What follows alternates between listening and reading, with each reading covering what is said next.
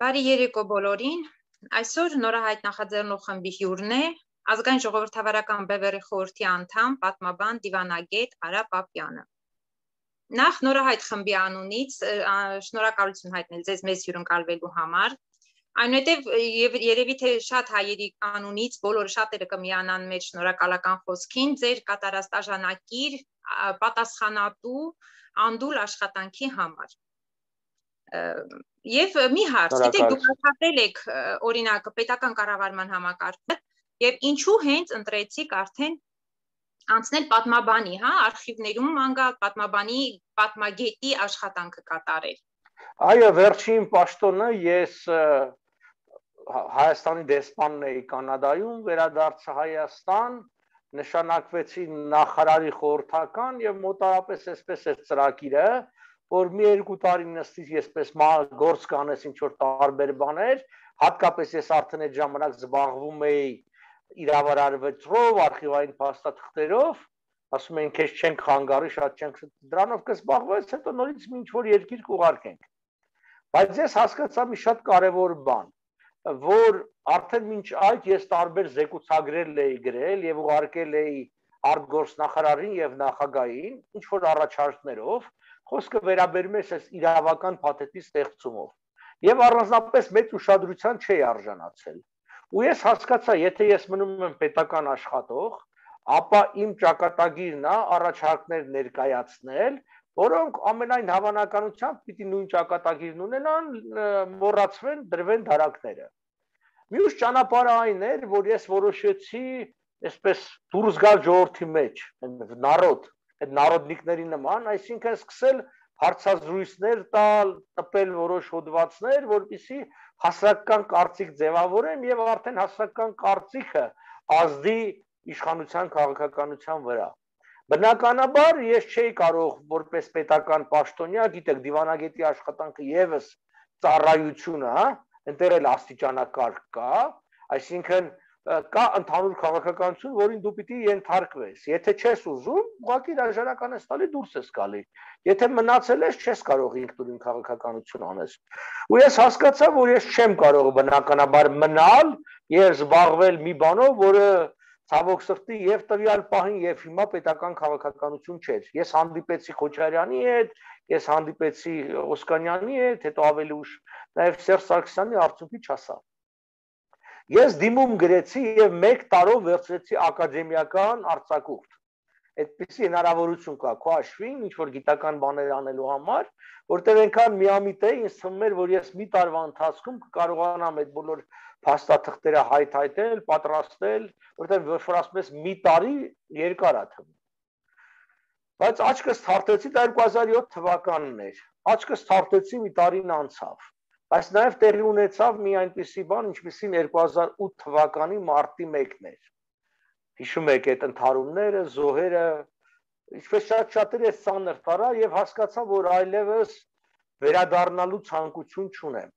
Այսինքն իրավական տեսակետից եւ առ այսօր գտնվում եմ արտգործնախարարության ռեզերվում եւ արձակուրդի մեջ եմ,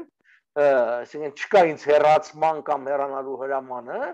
բայց փաստացիորեն արդեն 14 տարի է ես այդ համակարգում չեմ եւ զբաղվում եմ այդ ժամանակ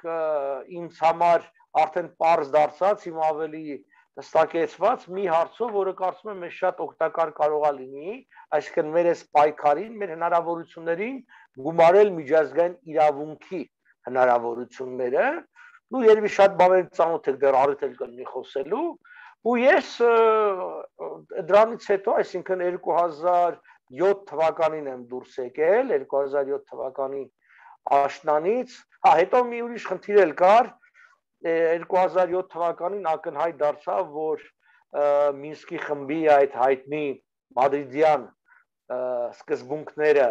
արդեն պիտի ստորագրվեն կամ նախաստորագրվեն եւ Հայաստանը պատրաստ է հանձնելու կամ ինչպես իրենք են ասում վերադարձնելու 7 շրջանները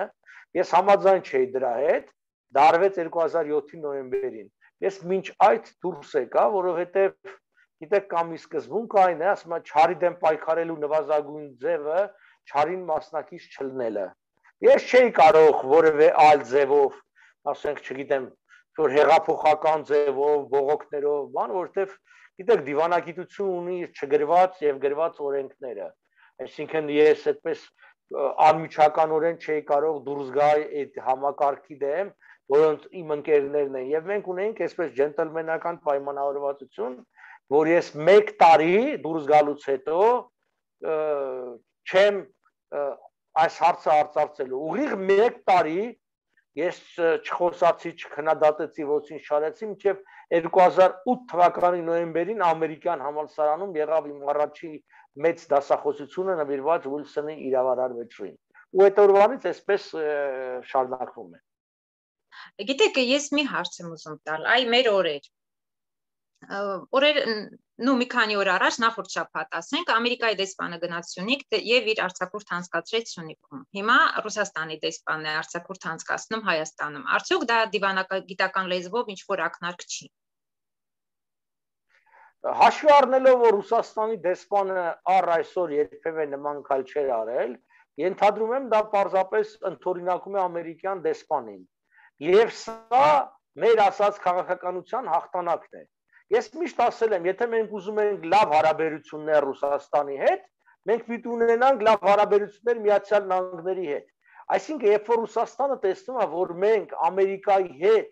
այլընտրանք ունենք, իրանք սկսում են մեզ ինչ որ քայլերով սիրաշահել, իրանց կողմ ասենք դադարում են գոնե արհամարելուց։ Եվ ըստ էության, երբ որ իրանք տեսան, որ ամերիկացիները քայլեր են անում, իրենք էլ նույնը։ Երբ որ Ռուսաստանը տեսնում է, որ Հայաստանը արժանտակ չունի, այսինքն միակ հույսը մենակ Ռուսաստանն է, ասում է, դե ինչ ձևական բաներ անենք, ինչ արձակուրդ գնանք, ինչ սիրուն խոսքեր ասենք, ինչ զենք չծախենք Ադրբեջանին, ակուդա они ձենուցը։ Հիշում եք Ելցինի խոսքը, երբ որ Իրան 98 թվականին հարցրեցին։ Այդ միտքը դուք Ռուսաստանում եք ապրում, երբ շատ լսած կլնեք, այնտեղ շատերն են մտածում, որ քանի որ Հայաստանը ոնց որ ասած փախուստի տեղ չունի եւ գտնվում է Թուրքիայի եւ Ադրբեջանի արանքում, Ռուսաստանը ինչ էլ անի, պիտի հայերը համակերպեն դրա հետ։ Դրա համար մենք ասում ենք ոչ, աշխարհը փոխվել է 21-րդ դարում ի տարբերություն 19-րդ դարի, որ միայն սահմանակից երկրները կարող էին քեզ ինչ որ հարցերով օժանդակել, որովհետեւ այդ այսինքն ուժի փոխանցումը, ամերիկացիք ասում են power projection, այսինքն տարածության վրա ինչ որ ուժ փոխանցելու հնարավորությունը խիստ սահմանափակ էր, հիշենք այդ հայտնի կամ տխրահրճակ բրիտանական նավերը չեն կարող բարձրանալ հայկական լեռների ձևակերպումը, հետևաբար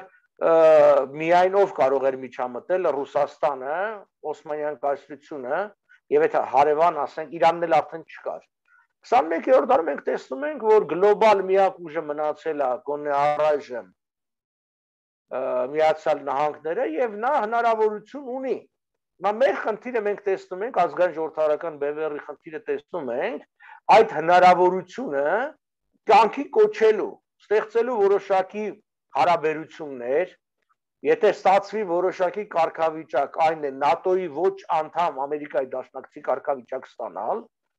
եւ դրա միջոցով զարգացնել Հայաստանի ռազմաարդյունաբերությունը, բանակը, ոտի կանգնեցնել տնտեսությունը։ Այստեղ ես ուզում եմ շեշտել, որ անընդհատ խեղաթյուրվում է մեր խոսքերը, անընդհատ ուզում են ներկայացնել, ասում են հակառուսական քաղաքականություն եւ այլը։ Լայն առումով մենք անտարբեր ենք Ռուսաստանի նկատմամբ, կոնկրետ մեր քաղաքական ուժը, որ այսպես ասած, որովհետեւ կլինի Ռուսաստանը Հայաստանում, չի լինի Ռուսաստանը Հայաստանում, դրանից մեծ բան չի փոխվում։ Նա չի ապահովում միևնույնը Հայաստանի անվտանգությունը եւ չի ապահովելու, ուզենալ չի կարողանա ապահովել, բայց չի ուզում։ Բայց միևնույն ժամանակ մենք այսպես չենք պնդում երկու ոտը մի կոշկի մեջ մցած չենք ասում, որ պետք է Ռուսաստանը հեռանա։ Մենք ասում ենք Ռուսաստանը հեռանում է, ինքնստինքյան հեռանում է, կախված իր ռազմական ուժի փոքրացմամբ, տնտեսության վատացմամբ, քաղաքական հիմա շուտով սեպտեմբերին ընտրություններ են, Աստված գիտի ինչ վիճակներ կլինի։ Մենք չենք ուզում պարզապես, որ մեր հայրենիքը հայտնվի կամ թուրքերի գերիշխանության տակ, որտեղ եթե Ռուսաստանը գնաց, ապա ամենամոտ ուժը Թուրքիան է, դրա համար մենք պիտի մինչ այդ պատրաստենք, նախապատրաստենք Ֆրանսիայի կամ Ամերիկայի որոշակի ներկայությունը կամ միջամտությունը, այդ ժամանակ որ բան չլնենք, չհայտնվենք մենակ Թուրքիայի դեմ։ Թուրքիան ակնհայտորեն ցույց է տվել, որ 100 տարվա ընթացքում ոչինչ չի փոխվել, ավելին Թուրքիան դարձել է շատ ավելի ռազմատենչ, որտեղ ուժեղացել է, Թուրքիան բավականին այսօր ուժեղ երկիր է,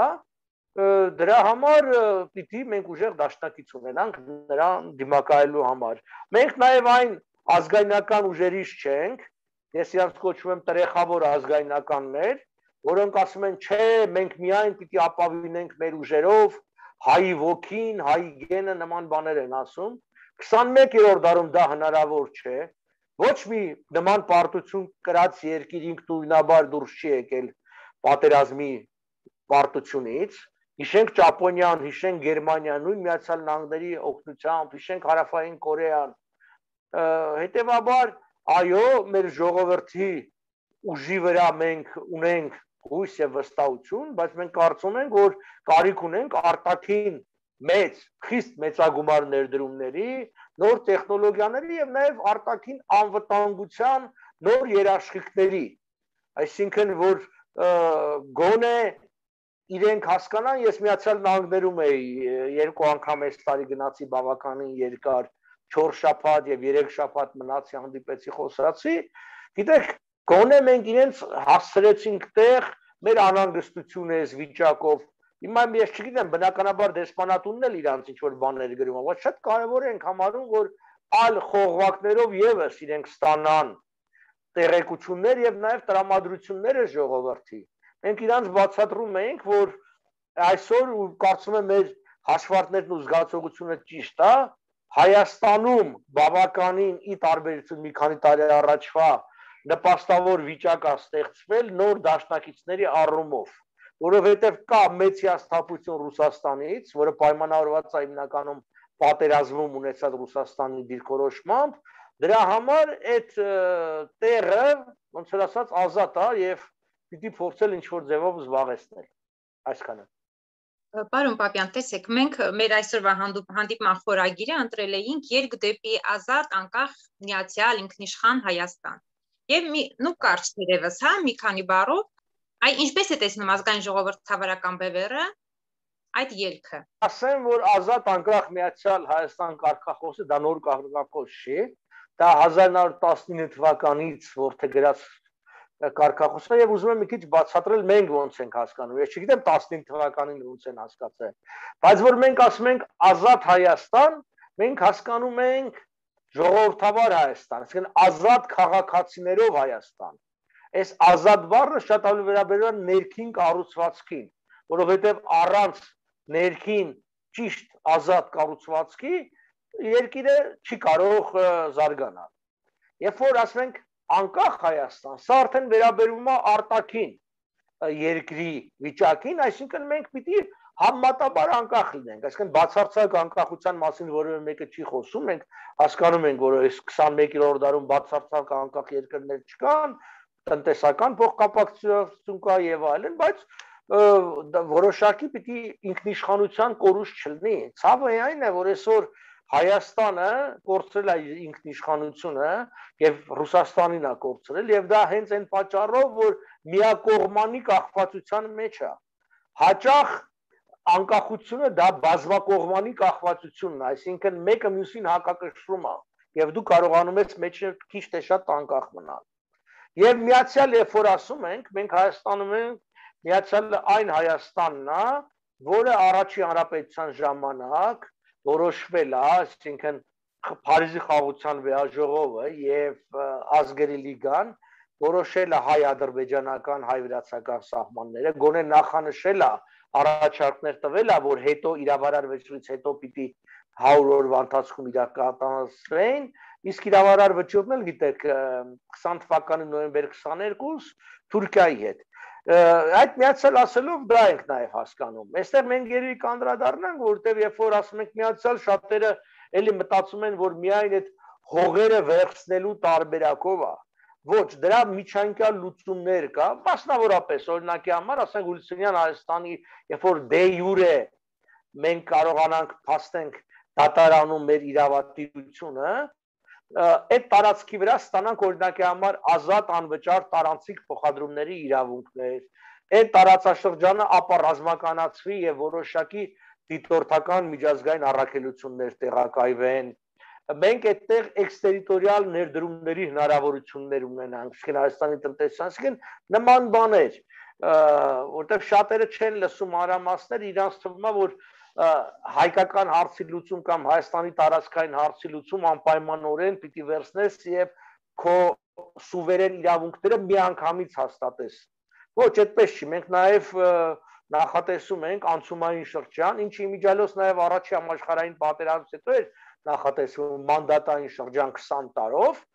որովհետեւ այդ անցումային շրջանում երկիրը նախապատրաստվի։ Մենք պիտի ընդունենք, ինչքան էլ դա դառը հնչի, մենք պիտի ընդունենք, որ մենք ձախողել ենք պետականաշինությունը, եւ մենք ազգային ժողովրդական բևեռի հիմնական խնդիրը տեսնում է, ու ես որ Ամերիկայում էլ էի խոսում, state building, պետականաշինություն։ Ես մեր հայրենակիցներն էլ են տեղ ասում, որ այո, հասկանում եմ, լավ է դպրոց կառուցել, ճանապարհ կառուցել, բայց ամենակարևորը այսօր պետություն կառուցելն է։ Մեր փորձը ցույց է տալի, եթե դու պետություն չես կառուցում, չունես ազատ անկախ պետություն, Միացյալի մասին դեռ չեմ խոսում, կոռուպցիայի մեջ խրված պետություն, դու այդ քո դրած ներդրումները միլիարդավոր դոլարները կարող ես մի պատերազմի ընթացքում իջիկ դարձնել, ել չեմ խոսում այն երիտասարդ կյանքերի մասին, որոնք ընդհանրապես անգին են, որևէ թվով չես կարող զոհվածների 5000 կամ ավելի քան 5000 եւ 10000 վիրավորների ասեն գինը չափես։ Դրա համար պետականաշինությունը մենք համարում ենք առաջնային, որից հետո արդեն մնացածը կլինի։ Ուրեմն ինչ ճանապարհով պետականաշինություն, այսինքն երկրի ներքին կառավարման բարելավում, մենք այդտեղ նաև անցումային արդարադատություն, իրավաքաղաքական գնահատական նախորդ վարչախմբերին, լուստրացիա, բազմակողմ լուստրացիա, որտեղ մենք պիտի բացահայտենք ով է ում համար Հայաստանում աշխատում, ոչ թե պատժելու համար։ Եկե մարդը կբացահայտվի եւ ոնց ասած ներում կայցիկ, ի վերջո որոշ ժամանակաշրջան հետո գուցե նորից իրավունք ունենա ինքը մասնակցի պետականաշինության։ Դա իմիջիալոց շատ երկրներ են անցել, երբ որ Գերմանիան դենացիֆիկացիա էր անցնում, այնտեղ էլ շատ մասնագետներ, որ նացիստների հետ համագործակցել էին, ինչ որ ժամանակաշրջան, կարծեմ 20 տարի անգամ իրանց մոտ զրկվեցին պետության մեջ կարևոր պաշտոններ զբաղեցնելուց։ Իսկ մենք ցավոք սրտի այս 44 օրվա պատերազմի ընթացքում լուրջ կասկածներ ունենք, ուզում եմ շեշտել բանը, որ լուրջ կասկածներ, որտեղ վերջնական հուսանք հանձնաժողովը կբացահայտի, որ այդտեղ նաև մեծ դեր ունեցել դավաճանության բազմաթիվ դեպքեր։ Գոնե մի քանիսի մասին մենք հաստատ գիտենք, որ տեղի ունեցել նման բաներ, իսկ դա նաև այդ լուստրացիայի պակասի հետևանքով էր։ Եվ բնականաբար արդեն խոսեցի նաև նոր դաշնակիցների գտնելու միջոցով է։ Եթե այդ ընթացքում մենք կարողանանք Ռուսաստանի հետ իսկապես վերականգնել դաշնակցային հարաբերությունները, մենք դեմ չենք։ Բայց այսօրվա վիճակով Ռուսաստանը հաստատապես մեր դաշնակիցը չի, նա Թուրքիայի եւ Ադրբեջանի դաշնակիցն է եւ իր ընտրությունն է։ Թող հայերին չմեղադրի, թող չասի ինձանից երես են թեքը, ինքն է հայերից երես թեքը, դրա համար էլ մենք հայտնվել ենք անելանելի վիճակում, ստիպված ենք եղել մեր գլխի ճարը տեսնելու։ Դեռ Կամսարի խոսքերը, որ անձերը պատվով են իրար հետ շփվում, իսկ պետությունները շահերով, նու բառացի չեմ ասում, հիշելով եմ ասում։ Այո։ Մենք ուզում ենք դաշնակցային հարաբերություններ հաստատենք Ամերիկայի Միացյալ Նահանգների հետ հիմնականում, չէ՞։ Այ ինչքանով են համընկնում։ Ես որպես հասարակ հայ քաղաքացի, այ ինչպես կարող եմ իմանալ, որ իսկապես մեր շահերը տեսեք համընկնում են Ամերիկայի շահերի հետ։ Եկեք այսպես, մենք ունենք ռազմավարական դաշնակից Ռուսաստան։ Հիմա ինչու չի ստացվում դաշնակցային հարաբերություններ, շատ պարզ։ Ռուսաստանի շահերը համընկնում են Թուրքիայի եւ Ադրբեջանի հետ։ Թուրքիան երկրորդ երկիրն է Գերմանիայից հետո որ 16 միլիարդ խոնարհ մետր գազ է առնում, Ադրբեջանը նավթ է ծախում Ռուսաստանի միջոցով, իսկ այդ մեծ ատկատներ են, հսկայական փողեր է։ Դա մեծ շուկա է եւ ամենակարևորը այն քաղաքական շահը, որ Ռուսաստանը ուզում է Թուրքիային իբր թե իր դաշտը բերել եւ ստեղծել հակարեմտյան ճակատ։ Այդտեղ համընկնում է Ռուսաստան եւ Թուրքիայի շահերը։ Այ հենց այս պատճառով էլ մեր ու Ամերիկայի շահերն է համընկնում, որովհետեւ երբ որ Միացյալ Նահանգները հասկանում են, որ Թուրքիան եւ Ռուսաստանը փորձ են անում միավորվելու, իրենք իրականացնում են կոչվող double containment policy, կրկնակի զսպման քաղաքականություն, այսինքն թույլ չտալ, որ Ռուսաստանը հյուսիսից դեպի հարավ շարժվի, Թուրքիան հարավից դեպի հյուսիս եւ տեղի ունենա հարավային Կովկասում իրենց շահերի մերձեցում, որը այսօր կա մասնակիորեն։ Օրինակ տեսեք միացյալ ռուս-թուրքական դիտորդական այդ կայանը, որ ստեղծել են Աղդամի մոտ։ Ամերիկայի շահերը բռնում է դա թույլ չտալ։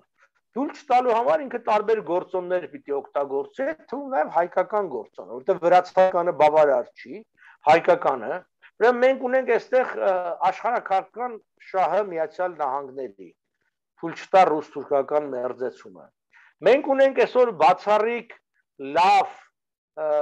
տրամադրված սենատ Հայաստանի նկատմամբ, իսկ սենատը շատ մեծ ազդեցություն ունի Միացյալ Նահանգներում, հատկապես արտաքին կապերի հանձնախմբի նախագահ Բոբ Մենենդեսի գլխավորությամբ, որը արդեն իսկ ցույց է տվել բազմաթիվ անգամներ, որ ինչպիսի հայանպաստ դիրքորոշում ունի։ Եվ քանի որ այս դաշնակցային կարգավիճակը հենց տրվում է Միացյալ Նահանգների կողմից, շնորհվում է արտաքին կապերի հանձնաժողովն այն զբաղվում։ Դրա համար մենք հույս ունենք, որ Մենենդեսը այդտեղ կարող է մեզ օգտակար լինի, ինչպես օրինակի համար, այսինքն պաշտպանության եւ անվտանգության հանձնաժողովի նախագահ կոնգրեսի Ադամ Շիֆը կարողացավ ահագին հարցերով օգնել եւ դեռ կօգնի, ես իր հետ հանդիպեցի Կալիֆոռնիայում, այսինքն մենք նաեւ ներքին բարենպաստ իրավիճակ ունենք, ի տարբերություն Ռուսաստանի։ Այսօր Ռուսաստանում ադրբեջանական ազդեցությունը շատ մեծ է, իրենք կարողացել են փողով եւ այլ բաներով այսպես լավ տեղավորվել, այսպես Կրեմլամեր շրջակը այդ մարդկանց հետ, հա, ահագին հայեր կան, որոնք հիմնականում այսպես երևացող, խոսացող հայեր են, մա ինչքան այն հայը նպաստ կործանում, դեռ մի կողմ երևացող են։ Իսկ թուրքերի մեջ լիքը մարդ կա, որ չի երևում,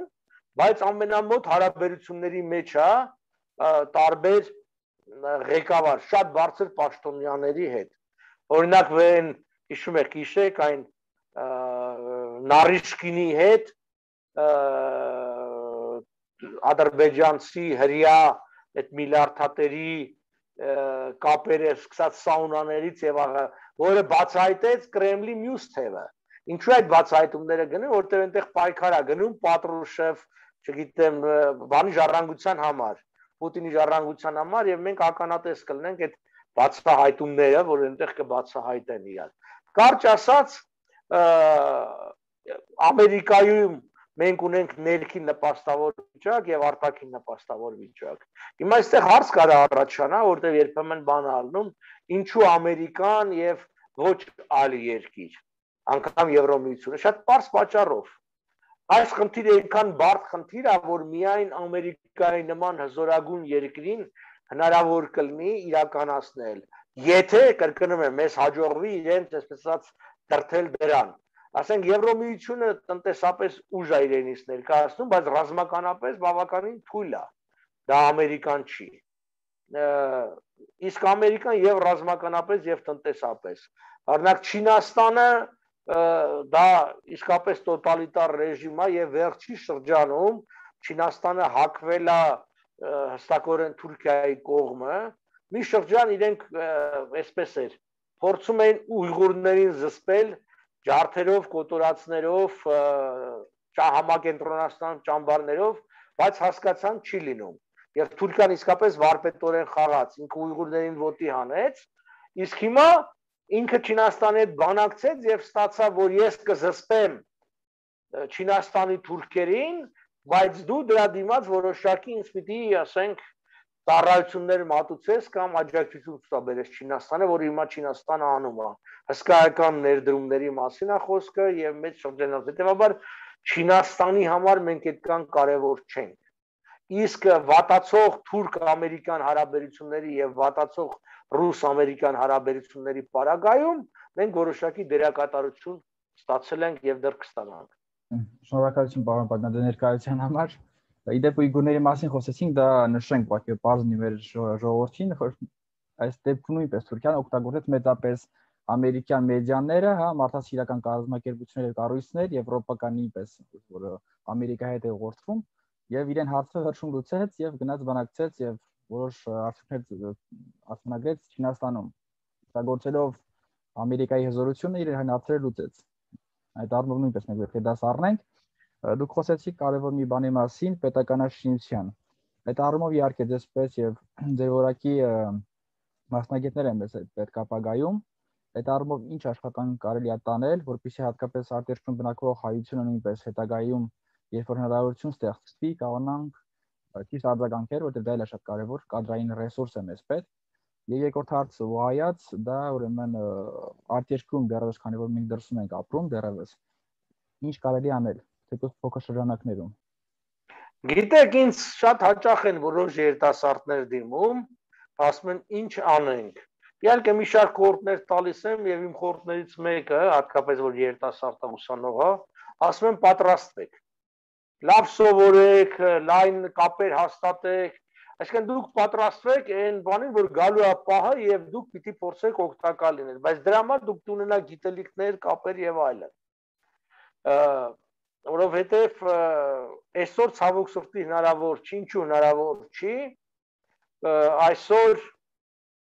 եթե բխոսքը գնում է բարձր, ճիշտ է շատ բարձր պաշտոնների մասին, մեր սահմանադրությունը արգելում է երկքաղաքացին նման պաշտոնները զբաղեցնելու, մասնավորապես պատգամավոր, նախարար եւ այլն։ Մենք օրինակ դեպքեր ունենք, որ շատ կարևոր մարդիկ, օրինակ գիտեք Լորդ Արա Դարզին, որը Բրիտանիայի առողջապահության նախարարն էր եւ շատ փայլուն վիրաբույժ եւ առողջապահության կազմակերպիչ, ինքը աշխարհի ամենամեծ հիվանդանոցներից մեկը Դուբայում կառուցեց եւ կարգավորեց եւ այլն, իսկ մարդը ցանկություն ուներ գալու եւ Հայաստանում առողջապահական համակարգը այսպես ասած ոտի կանգնացնել, ես վստահ եմ, որ ինքը այդ նույն շեյխերից միլիարդներներ կբերեր, այդ նույն շեյխերին կբերեր Հայաստանում կբուժեր բարձր գնաց, այսինքն այնպիսի գներով շեյխերը կբուժվեին, որ այդ եկամուտը մեր ժողովրդի համար կմնար անվճար բժշկության համար, իսկ պետության կարևոր գործառույթներից մեկը բժշկությունն է, առողջապահություն։ Այս մի օրինակը բերեցի։ Դրա համար մենք հետևողականորեն հանդես ենք գալիս, միշտ, որ միշտ էտապային իհարկե դա պետք է լուծվի, բայց օրինակի համար, որ հանել այդ տարիների սահմանափակումը 4 տարի պիտի լինի Հայաստանի Հանրապետության քաղաքացի, չլինի այլ երկրի քաղաքացի, հանենք այդ ասում ենք։ Հայաստանի Հանրապետության քաղաքացիա վերջ։ Եթե մարդը որպես Հայաստանի Հանրապետության քաղաքացի ուզում է վերադառնա Հայաստան եւ ինչ որ մի բանով օգտակար լինի, մի սրկեք այդ մարդուն այդ հնարավորությունից։ Նույն ձևի վերաբերում է գոնե այս փուլում ընտրությունների մասնակցությանը, որտեղ ես դա հակասահմանադրական եմ համարում։ Այսինքն ես չեմ խոսում ընդհանուր Սփյուռքի մասին դեր։ Ես խոսում եմ 100 հազարավոր Հայաստանի Հանրապետության քաղաքացիները, որոնք ապրում են արտերկրում։ Նրանց մի մասը մնացել է միայն Հայաստանի քաղաքացի, իսկ մյուս մասը նաև այլ երկրի քաղաքացի են։ Ինչի՞ եք դուք պարտադրում մարդկանց ընտրություն կատարել կամ հրաժարվել կամ Հայաստանի քաղաքացիությունից կամ մյուս քաղաքացիությունից։ Ինչ է եղել դրանից շատ երկրներ կա, որ ընդունում եւ մենք էլ ենք ընդունել երկքաղաքացիությունը։ Տեսեք, մենք ինչ է ստացվել, ընդունել ենք, խնդիր չենք ունեցել եւ մարդիկ դրա պատճառով էլ շատերը ընդունել են երկրորդ քաղաքացիությունը։ Բայց հետո իրենց փաստի առաջ են կանգնացել, ասել են, չէ, որ դու երկքաղաքացի ես, դու չես կարող օրինակի համար լինել падգամավոր։ Իսկ падգամավորներ օրինակ ես կարծում եմ, եթե այդ արգելքը անվեր, նաեւ այդ 4 տարի Հայաստանում բնակելու արգելքը, ուսակցությունները մինչև այն հանգամանքը, երբ որ մենք որոշենք, թե ինչպես պետք է Սփյուռքը ներկայացված լինի Հայաստանի խորհրդարանում, դա կլինի առանձին ինչ որ պալատի ձևով կամ խորհրդատվական ձայնով, կարելի էր գոնե, ասենք ամեն մի կուսակցություն իր շարքերը կներառեր մի քանի պայմանական ասած Սփյուռքայ, այսինքն մարդիկ ովքեր արտերկրում են ապրում, որոնք այդ ընթացքում կտեղափոխվեին Հայաստան, կլինեին խորհրդարանի անդամ, Բայց ասենք եթե մարդը 15 տարի, 20 տարի կամ ընդհանրապես ծնվել մեծացել է, ասենք Ամերիկա կամ Բելգիա, իր այդ կբերեն իր փորձը, կապերը եւ այլն։ Իսկ այսօր մենք դա չենք կարողանում անենք, այդ սահմանափակումների հետևանքով այնինչ շատ երկրներ լրիվ դրա հակառակն են անում, մեծ սյուրք ունեցողները հակառակն են անում։ Այսինքն առաջին իսկ օրը գալիս է ոտը դրեց Իսրայել, քաղաքացիություն են տալիս։ Ես այն օրը կարդում եմ մեկը ուրախությամբ լուր էր տարածել Facebook-ում, որ վերջապես Հայաստանի քաղաքացիություն ստացա 4 տարի պայքարից հետո։ Հասկանում եք ոնց ախր հայ մարդը գալիս է ուզում է Հայաստանի քաղաքացիություն ստանա, ի՞նչ է նշանակում 4 տարի։ 4 շաբաթ առավելագույն ժամկետը պետք է լինի նման բանի համար։ Իր հայկականությունը փաստող տվյալները կան, որտեղ մեծ մասը անվիճելի է։ Իհարկե կան մարդիկ, որոնց ազգային ծագումը մի քիչ բարդ է հաստատել, օրինակի համար ասենք իսլամացած հայեր կան, թուրքախոս հայեր կան եւ այլն։ Բայց եթե մարդը գալիս է հայի անուն ազգաննով, հայախոս եւ հազար տեսակ փաստեր ունի, որ ինքը ինչ է ձգում 4 տարի այդ մարդուն բանից։ Ասածս հետեւյալն է, մենք աստիճանաբար գնալով սկզբից արգելքները վերացնելով, հետո հնարավորություններ տալով, ներգրավելով նման մարդկանց, իսկ մենք բավականին մեծ թվով այսօր մարդիկ ունենք, չեմ ասում, որ ես հասկանում եմ, որ ամեն մեկը կթողի իր լավ գործը կգա, որտեղ մեզ լավ մասնագետներ են պետք։ Բայց մեծ թվով որ մարդիկ կգան, հետները խոսել եմ, հատկապես գիտեք կան թոշակի տարիքի անցած, լավ մասնագետներ սկսած, չգիտեմ, օրինակ կոռուպցիայի դեմ պայքարի կամ ոստիկան, որոնք ասում են ես ոչինչ չեմ ուզում, ասեն գա ինչ որ մի խորհրդականի պաշտոնով իր այդ փորձը բերելու։ Շատ երկրներ դա գնում են վարձում են։ Ալիևը ի վերջո կարողացավ իր երկիրը քիչ թե շատ ոտի կանգնացնել, նաև դրա շնորհիվ, որ ինքը դրսից բերեց մասնագետներ եւ փողով պետականաշինությամբ զբաղվեց։ Մենք կարող ենք դա անել նաև գրեթե առանց փողի, հաշվի առնելով մեր այդ սփյուռքի մեծ կարողությունը, հետո գիտեք ինչա։ 20-ական թվականներին, երբ որ Ալեքսանդր Մյասնիկյանը եկավ Հայաստան, եւ տնտեսության զարգացման խնդիր կար, բոլոր հանրապետությունները Մոսկվայից, Պետերբուրգից, այլ տեղից, Ռուսաստաններից, այսպես ասած, բերում էին ռուս մասնագետներ։ Եվ առաջի առաջարկները, որ եղել է Մյասնիկյանին, որ ասենք լավ ռուս մասնագետներ բերեն, օգնեն այդ տնտեսություն, դե զարգանում էր ինչ որ բան, էներգետիկա եւ այլն։ Մյասնիկյանը խելոք վարվեց։ Ասեց ինչու Ռուսաստանից բերենք ռուս մասնագետներ, հենա Ռուսաստանում մենք բազմաթիվ հայ ազգի մասնագետներ ունենք եւ բերեց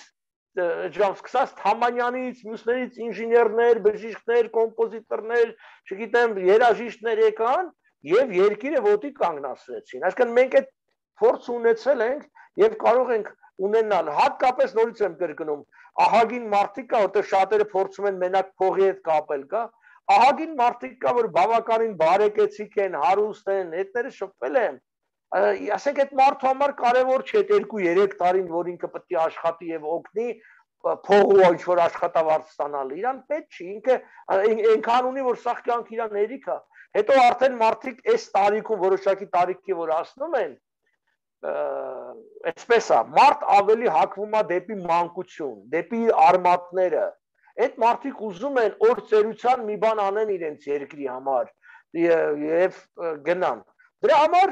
այո, Հայաստան-Սփյուռք միասնությունը մենք տեսնում ենք այն կարևոր հիմքերից մեկը, որի վրա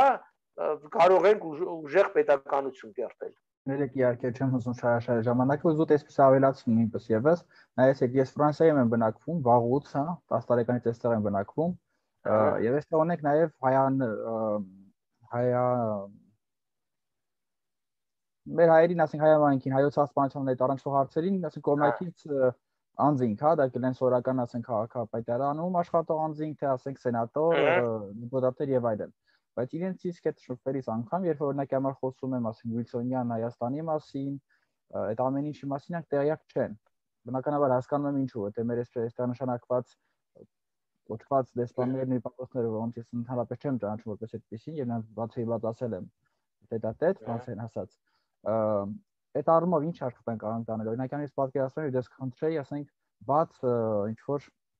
դասախոսություն արտերկրում բնակվող հայությանը, հատկապես երիտասարդների, որպեսզի առնչվելիս այդ անձանց հետ, որոնք բարձրագույն կրթություն ունեն իրավաբանական եւ այլն, մենք կարողանանք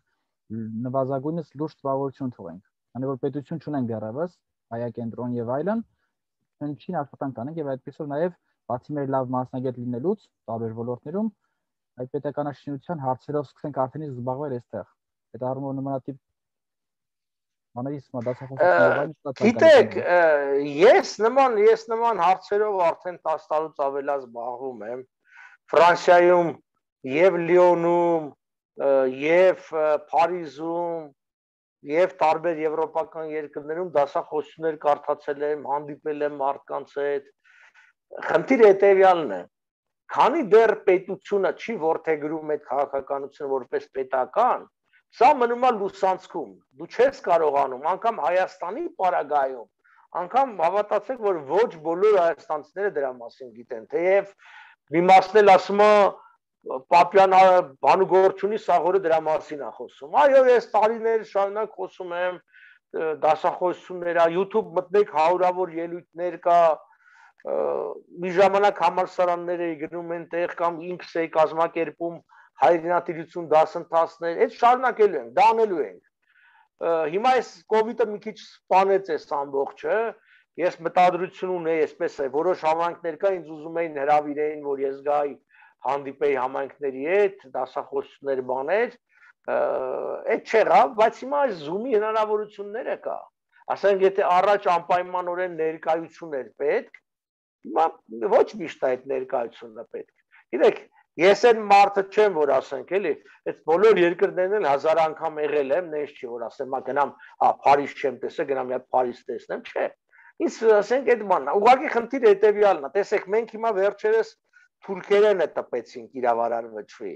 Մենք գերմաներենն ունենք թարգմանած, բայց դեռ չենք տպել։ Ֆրանսերենը սկսեցինք, չկարողացանք ավարտել։ Ռուսերենը դե ունենք, իսպաներենը ունենք, հայերենը այդպես չենք արել։ Եվ լիք ուրիշ այլ փաստաթղթեր կա։ Ես հիմա ուզում եմ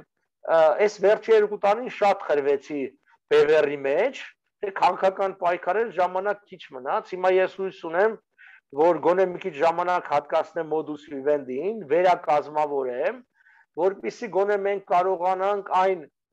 փաստաթղթերը, primary sources, առաջնային աղբյուրները տպենք, որովհետև երբ որ խոսում ես օտար երկրացիների հետ, իրանք ասում են դե լավ, իսկ ուր են փաստաթղթերը, իսկ շատ կարևոր է ունենալ ճիշտ փաստաթղթեր։ Հա, չգիտեն, ես բառացիորեն 2 շաբաթ առաջ եմ էլի հերթական անգամ Ֆրանսիայի դեսպանատան պատասխանատուն քաղաքական հարցով պատասխանատուին փոխանցել Ուլսենի իրավարար վճիռաբան, ինչու որտեվ հիմա ես կարծում եմ արևմուտքում եւս հետաքրքրությունը շատանում է նման բաների նկատմամբ։ Երբ որ ես մի որոշ տեսեք հարցը հետեւյալն է, Նիկոլը խոսում է անընդհատ, որ մեր շահերից է բխում դելիմիտացիա, դեմարկացիա եւ այլն։ Մի հատ երկրի մեր ընկերներից մեկը, դիվանագետներից մեկը ասաց, մենք մասնագետներ ուղարկենք ու ձեզ օգնեն դելիմիտացիա։ Հետո այսպես որ բարձրացած դասի ախպեր մենք չենք ուզում այդ, դա Նիկոլի երազանքն է։ Մենք ասում ենք եկեք հստակեցնենք, թե ինչ իրավական հիմքի վրա պիտի լինի, նոր անենք։ Լսեց, խոսացինք մի 2 օր, հիմա ինքը ոնց որ ասած հասկանում է, որ չէ, նախ պետքա դա անել։ Մարդիկ եթե չգիտեն, տեսնում են երկրի իշխանությունն ասում է, որ 100% մեր շահերից է բխում այս բանը, այն բանը, դե ասում եմ մենք էլ օգնենք թողնեն։ Այնինչ 100% մեր շահերից չի։ Շատ կարևոր է իշխանության պահը։ Ցավոք մենք խորհրդարան չանցանք, որ գոնե խորհրդարան անցնենք, որպես խորհրդարանական ուժ կկարողանանք բան անել, կապերի մեջ լինել այլ երկրների խորհրդարանների հետ, դա ավելի կեշտացներ, բայց դե չեղավ, թե պիտի ասեմ խիստ տարօրինակ է, որտեղ այսօր Ծաղկաձորում կես ժամ դուրս եկա ման գալու, 2 հոգի մոտեցան ինձ, ու 2 էսպես խումբ։ Եվ նրանք ասեցին էլի հերթական անգամ, որ մենք ձեր օգտին ենք քվեարկել։ Ես զարմանում եմ, Երևանում այնքան մարդ է մոտենում։ Ասում եմ, «Պես ինչ եղավ»։ Ով մեզ մոտենում ասում է, ձեր օգտին ենք քվեարկել։ Թաղում լինի, հարսանիք լինի բան, բայց իրականության մեջ ստացվում է, որ 1.5% ենք հավաքել, ավելի քիչ, քան նախորդ անգամ, որը բացառվում է, որ մենք հիմա ավելի քիչ ձայն հավաքեինք, քան նախորդ անգամ, մենք մեզանից քիչ։ Որոշ տվյալներ կա, որոնք Չէ, որոշ տվյալներ կա, որ բանն անում, որ մեր ռեալ բանը մենք հավաքել ենք 22%, որը ըստ էության ամբողջը չբան եղել, փչվել է, բայց չես կարող ապացուցել։ Մենք ապացուցեցինք մի քանի ինտրատեղամասեր, որտեղ զուտ 0 էին գրել։ Դուք պատկերացնում եք, այսինքն մենք ինչ որ քվեներ ունենք, վերցել են 0 էին գրել։ Բայց դե հիմա բոլորը չես կարող այդ 2000 քանից հետո ոնց ես ապացուցելու 0-ի դեպքում հեշտ է։ Դու բերում ես մարդու, ասում ես մեր ընտանիքը 4 հոգի է եւ այսինչ տեղամասում քվեարկել է բևեռի օկտին, ոնց է 0։ Իսկ եթե իրան գրում են 14, արդեն դու չես կարող ապացուցել, այդտեղ 14 է եղել, թե 104 է եղել։ Ասում են, հեսա ձեր քվեարկածները սրանց մեջ է, դե որտեվ անանուն է։ Մենք չունենք հնարավորություն ասենք հավաքենք մի 10000 ձայն, 20000 ձայն ու դիմենք համաշխարհային ատյանները բարձր որ մի հատ process սկսենք, չսպասենք նրանով, ասենք հնարավորությունը, նո տակիտակ մենք նոր ասում եմ դու գալու եք իշխանության ու հաստատ այդ process-ները սկսվելու են, բայց ինչ որ մի հատ հիմի սկսենք քայլեր անել այդ տեսակ կա ինչ որ հնարավորություն որ համախմբենք մեր հայությանը ու սկսենք գործընթացներ։ Միջպետական վեճերը լուծվում են այսպես կոչված ՄԱԿ-ի դատարանում, International Court of Justice, որտեղ դու կարող ես դիմել որպես երկիր, դիմես որպես երկիր եւ կարող ես ասենք վեճի հարցը բարձրացնես կամ օրինակի համար ինչ որ հաստատախտի վերաբերյալ դատարանից եզրակացություն ուզում ես, այնտեղ կա պարտադիր որոշում կամ խորհրդատվական եւ այլն։ Ժողովուրդը ոչ պետությունը չի կարող դիմել։ Ուզում է 10000 չէ, ուզում է 100000 ստորագրություն հավաքի։ Ինքը պետություն չի։ Պետությունը իր ընտրալ իշխանությունների միջոցով։ Այդուհանդերձ մենք ստորագրավակ կազմակերպել ենք Հայաստանում երկու հարցի շուրջ։ Մեկը առաջին հանրապետության իրավաաջողության մասին էր խոսքը, մյուսը Ուիլսոնի իրավարարվեցրի մասին։ Բայց դա կարող է լինել ոչ թե դիմելու հիմք, այլ հասարակական կարծիքի հարցում մենք ինչ ենք դա կազմակերպել եւ ստորագրավ ունենք բավական հազարավոր ստորագրություններ ունենք։ Երբ որ խոսում ենք տարբեր օրինակ երկրների հետ, իրենք ասում են իսկ ինչքանով եք վստահ որ ձեր ժողովուրդը ուզում է որ այս գիծը լինի, որովհետեւ ձեր ժողովուրդը գնացել է քվե ա տվել Նիկոլին, նա էլ հակառակից է տանում։ Մենք էլ ասում ենք, չէ, տեսեք, մենք առնվազն հազարավոր ստորագրություններ ունենք, որոնք ուզում են, այսինքն հասարակական կարծիքի բանն է, ցուցանիշը դա, բայց դա հանրակրվե չէ, չի կարող հանրակրվել լինի, որովհետև հանրակրվեն օրենքով նախատեսված է ոնց հանրածակարգը, դա ազգային ժողովն է հայտարարում։ Դες որ մենք փակողու մեջ ենք, բայց անում ենք, այդ բաները շարունակվում է, հարցաթերթիկներ ունենք, տարածում ենք եւ նաեւ on-line էլ կա, առցանց էլ կարող ենք ստորագրել։ Уважаемый Арапетян, вопрос будет состоять немножко больной к нашему народу, но этот вопрос должен решиться в любом случае. Так как мы видим, что правительство Армении не хочет заниматься нашими военнопленными, как мы можем обратиться в Гаагский суд по поводу 44-дневной войны, развернутой Азербайджаном? Они использовали запрещенное оружие и незаконно удерживают на данный момент армянских пленных. И также они собирают снова пленных себе в Баку забирают, да? И как мы можем, какие наши шаги должны быть, чтобы мы обратились в этот суд и решили наконец-то этот вопрос? Я так понимаю, что больше заинтересован народ, чем правительство. Спасибо заранее. Տեսեք, որ դուք ասում եք վետը սուդ, պիտի նկատի ունենալ, որ Հագայում երկու դատարան կա։ Մեկը, այսպես ասած, International Court, միջազգային դատարանը, Международный суд, իսկ մյուսը Международный криминальный суд, կոչեցյալն է, այսինքն որտեղ, որը, այսպես ասած, Հռոմի ստատուտի հիման վրա է։ Երկու տեղերում էլ ըստ էության մենք կարող ենք դատի տալ Ադրբեջանին։ Ինչու, ասենք International Criminal Court-ը օրինակի համար ձեր ասած տարբեր արգելված զինատեսակների օգտագործման, խաղաղ բնակչության հասցեական ոչնչացման, որտեղ կա զոհեր, որ պատերազմի ժամանակ լինում է եւ քաղաքացիական բնակչության մեջ էլ է լինում։ Դրա իսկ եթե դու ապացուցում ես, որ դա պատահական չի, այլ թիրախավորում է տեղի ունեցել, իսկ մենք գիտենք, սկսած ծննդատների, հիվանդանոցների թիրախավորումից, քաղաքների բանը եւ գյուղերի ռմբակոծումները բանը, դա չի կարող Ադրբեջանը ներկայացնի, ասի որ պատահաբար է եղել, որտեղ պատահաբար կարող է լինի, եթե ասենք զորամասի կողքի շենքի վրա ինչ որ մի բան ընկնի, բայց եթե կիլոմետրեր այն կողմը եւ հստակ գնում է ռմբակոծվում, ասենք նույն Շուշի եկեղեցին, որը երկու անգամ հրթիռակոծվեց, դա չի կարող լինի պատահականություն, որովհետեւ շատ գեր ճշտությամբ երկու անգամ էլ նույն տեղը խփվեց։ Դա նշանակում է, ասինքն մեկը դա է, որ մենք կարող ենք անձերի դեմ, այսինքն կրիմինալ կորտում բան անել, ինչպես Միլոշևիչի, Կարաջիչի դեմ արվեց,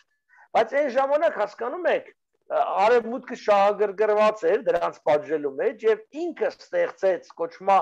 ad hoc, այսինքն այդ առիթով ստեղծված բաներ, դատարաններ եւ իրանք այդ հարցը քննեցին եւ դատեցին։ Ցավոք սրտի մեր պարագային մենք պիտի անենք դա, որովհետեւ մեկը մեր փոխարեն չի անելու։ Պետությունն էլ առանձնապես չի շարժվում։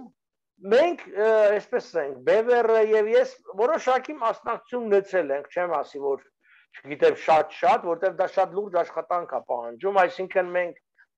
եւ նամակներ ենք փոխանցել տարբեր մեր անունից տարբեր երկրների դեսպանատներին եւ տարբեր անձանց հետ ենք հանդիպել կարեւոր, բայց Հայաստանում հիմնականում մարդու իրավունքների պաշտպանը եւ մի խումբ մարդիկ, նախկին արտադրության նախարարը Զեյնալյանը, մի քանի բան նրանք են զբաղվում, Թաթոյանը, պաշտպանը,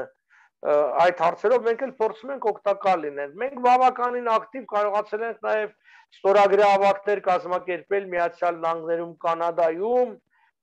Կանադայի եւ ամերիկացիների քաղաքացիներին սեփական իշխանություններին, որպեսզի սեփական իշխանությունները եւս պարտավորված զգան բաներ անել։ Բայց այստեղ շատ կարևոր է թե Հայաստանի Հանրապետությունը ինչպիսի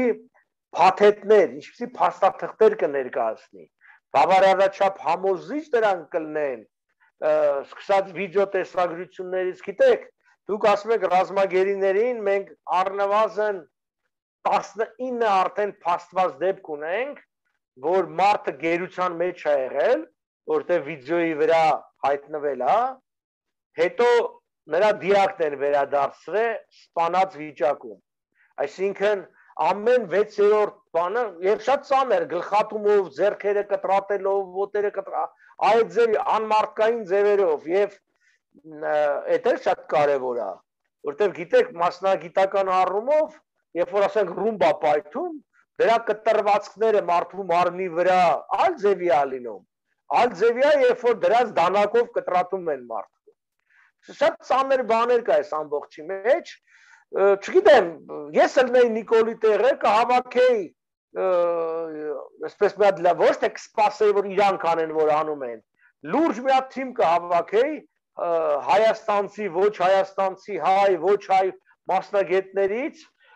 ու կդիմեի նույն ժողովրդին, կասեի դուք ինչ ով ինչ փաստեր, փաստաթղթեր, գիտեք, վիդեո տեսագրումներ, ինչեր ունի տվեք, այսինքն շատ ավելի ինտենսիվ կզբաղվեի, որովհետև մի տեսակետ էլ կա, որ ասում են շատ այս հարցը չբզբզենք, որովհետև սա ջղայնացնում ադրբեջանցիներին եւ մեր գերիների հետ վատ են վարվում։ Բայց գիտեք, փորձը ցույց տվեց այդ 19 ռազմագերու ճակատագիրը, որոնց բառից բուն իմաստով հոշոտելով սպանեցին, խոսենք, չխոսենք, խելոք մնանք, թե խելոք չմնանք, իրանք իրանց գործն անում են։ Միգուցե արտաքին ճնշումից վախենալով ավելի լավ վերաբերվեն մեր ռազմագերիներին։ Պիտի ասեմ, որ Սա միջազգային իրավունքի բազմաթիվ խախտումներ ունի իր մեջ, որտեղ այդ ռազմագերիները պատերազմից հետո անմիջապես եւ առանց նախապայմանների պիտի վերադարձվեն եւ այդ բոլոր անհասկանալի մեղադրանքները, բայց մարդիկ անում են հենա, տեսեք, վերջի 20 տարի դատապարտեցին, իհարկե մենք հույս ունենք, որ այս առաջիկա ամիսներին կսկսենք էլի բերել եւ բան, բայց դե ամեն օր չեմ ասում անգամ ամիս, ամեն օր այդ պայմաններում մնալը մենք հասկանում ենք, որ ինչքան տառապանքա եւ իրենց համար եւ հարազատների համար եւ ամբողջ ժողովրդի համար։ Պարոն Պապյան, մի հատ էսպիսի հարց ունեմ էլի, շարունակելով Լիանայի հարցը, հիմա տենանք այս միջազգային ճնշումը շատ մեծ էր, չէ՞, Ադրբեջանի վրա մեզ դեպ ասած, խոսքի եվրոպական խորհրդից էին, Ամերիկայից այսքան արձագանքներ են գալիս, որ պետք ազատվի։ Միգուցե Ալիևի կներեք խոսքերից համար դուխը հել է իր անուտում, որ ինքը տենց ինքնագլող բաներ անում, թե իրոքից իր հետևը ուրիշ պետություններ են կանգնած եւ իրան թելադրում են ոնց ինքը պետքա դա անի։ Ես նկատի չունեմ Ռուսաստանի մեկ է Թուրքիային, այլ ուրիշ կարող է ինչ-որ Բրիտանիայի պես կամ Չինաստանի պես, որովհետեւ հիմա մի քիչ խոսակցություններ կան ցանցերում էլի, որ լսում ես, ասում են, որ Բրիտանիայի պրոյեկտն է, որ ուզում են մեծ թուր անստեղծեն, որ Չինաստանին զսպելու համար։ Ես կարծում եմ, արդեն գոնե խոսակցությունները կար, Ադամ Շիֆն էլ առաջարկեց, որ պետք է անցնել պատժամիջոցների կիրառման Ադրբեջանի դեմ։ Այսինքն կոչերը Ադրբեջանի համար բավարար չեն։ Հասկանալի է, Ադրբեջանը այդ երկիրը չի, որ բարոյական ինչ-որ բաներով լինի։ Օրինակի համար նավթի վաճառքի վրա,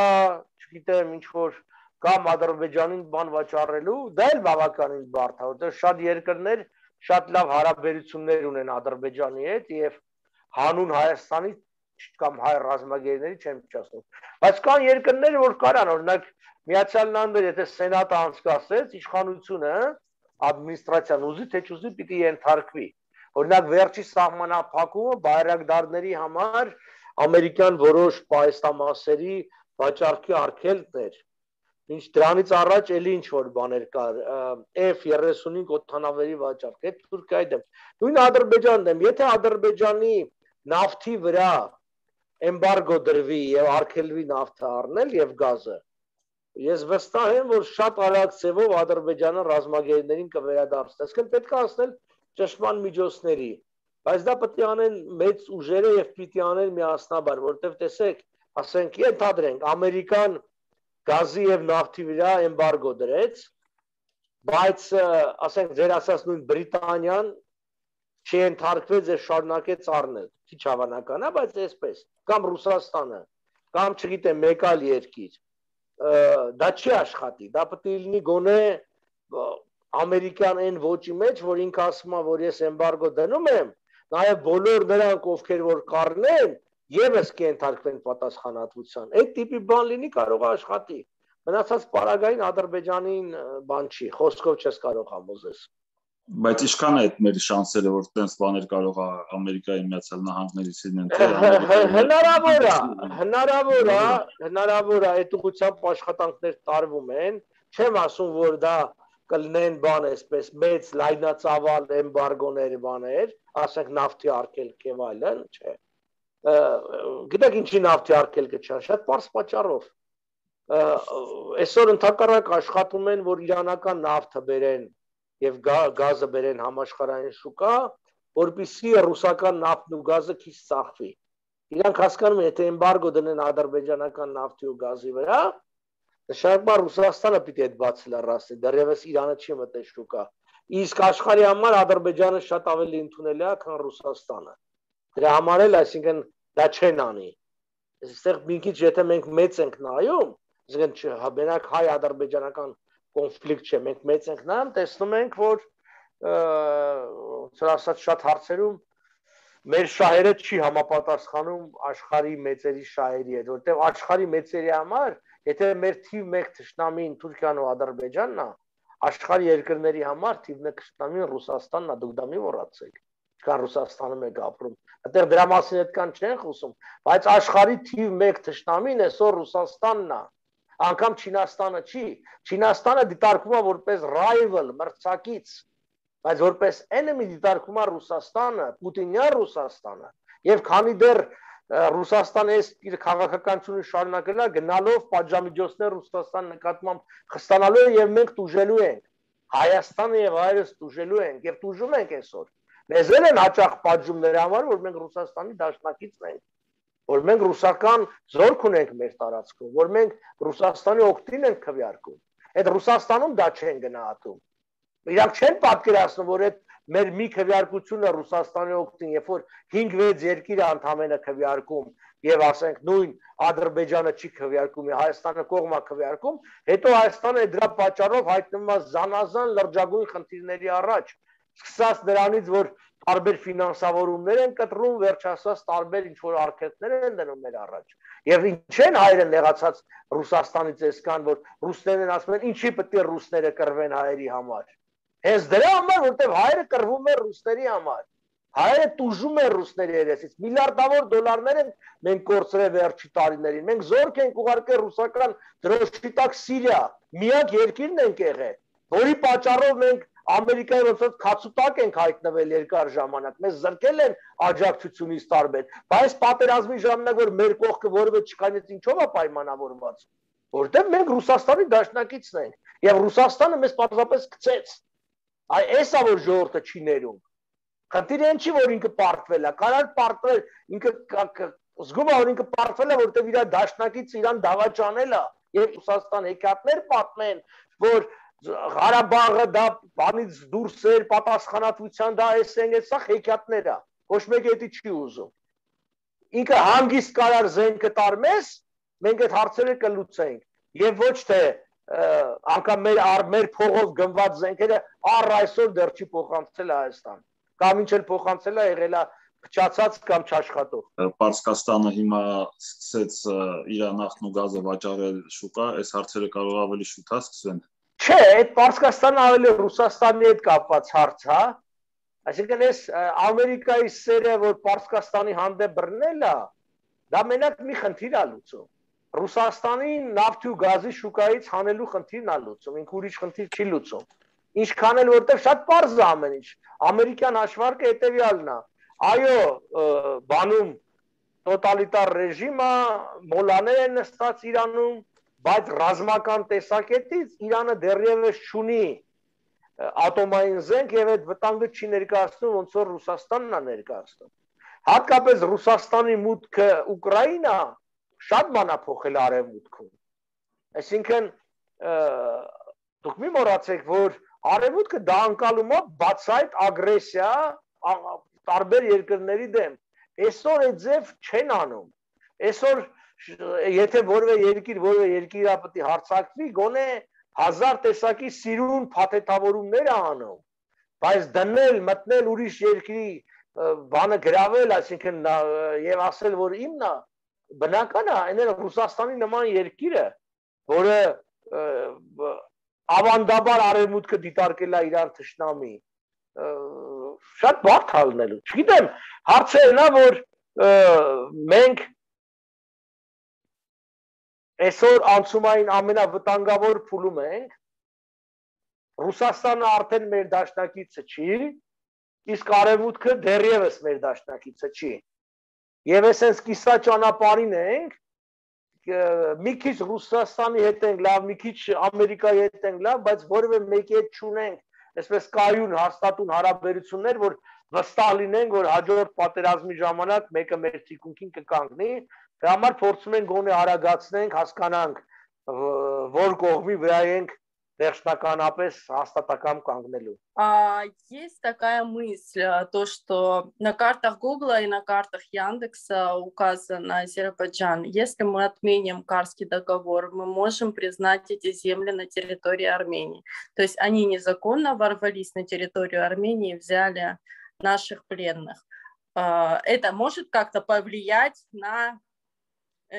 Զինվորի վերադարձ. Այստեղ նոյեմբերի 9-ին, երբ որ զինադադար եղավ, Ադրբեջանը իրավունք չուներ որևէ մեկին ռազմագերի վերցնելու։ անկախ այդ զինվորը գտնվում էր իր տարածքում, թե մեր տարածքում։ Այսինքն հենց պատերազմական գործողությունները բան, ամենաշատը, որ ինքը անում էր, նա պիտի զինաթափեր եւ այսպես ասած ուղեկցեր հանձներ մեզ։ Այն ինչ որ մենք ենք անում։ Ասենք այս վերջերս 4 հատ ադրբեջանցի հետ բռնեցինք, զինաթափեցինք, իրանց հանձնեցին։ Որովհետեւ վայնապլեննի լինում է պատերազմի ժամանակ։ Զինադադարից հետո ինքը չի կարող լինի։ Պատերազմական գործողությունները դադարել են, ինքը պատահական հայտնվել է այնտեղ։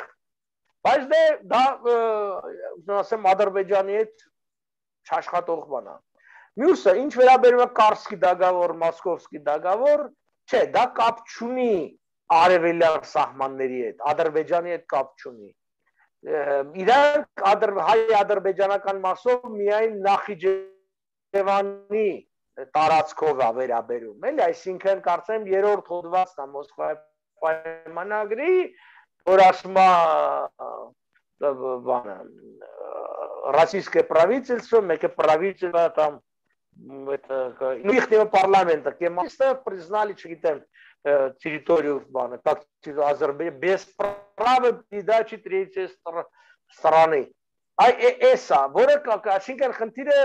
հայ-թուրքական սահմանին վերաբերում եւ հայ-ադրբեջանական սահմանին Նախիջևանի մասով, Արցախի ու Զանգեզուրի մասով այդտեղ չկա, որևէ բան չկա, քննարկում չկա։ Շնորհակալություն ձեր տիտանական աշխատանքի համար, հայանավեր։ Ուրեմն իմ մոտ հարց, երկու հարցից է կախված իմ հարցերը։ Առաջին հարցը ուզում եմ իմանալ ինչ տրամադրություններ են հիմա Հայաստանում դեպի մեր ուժին, ԱԺԲ-ին, քանզի եսել եմ ձեր ուժի մասնիկ ինձ համարում,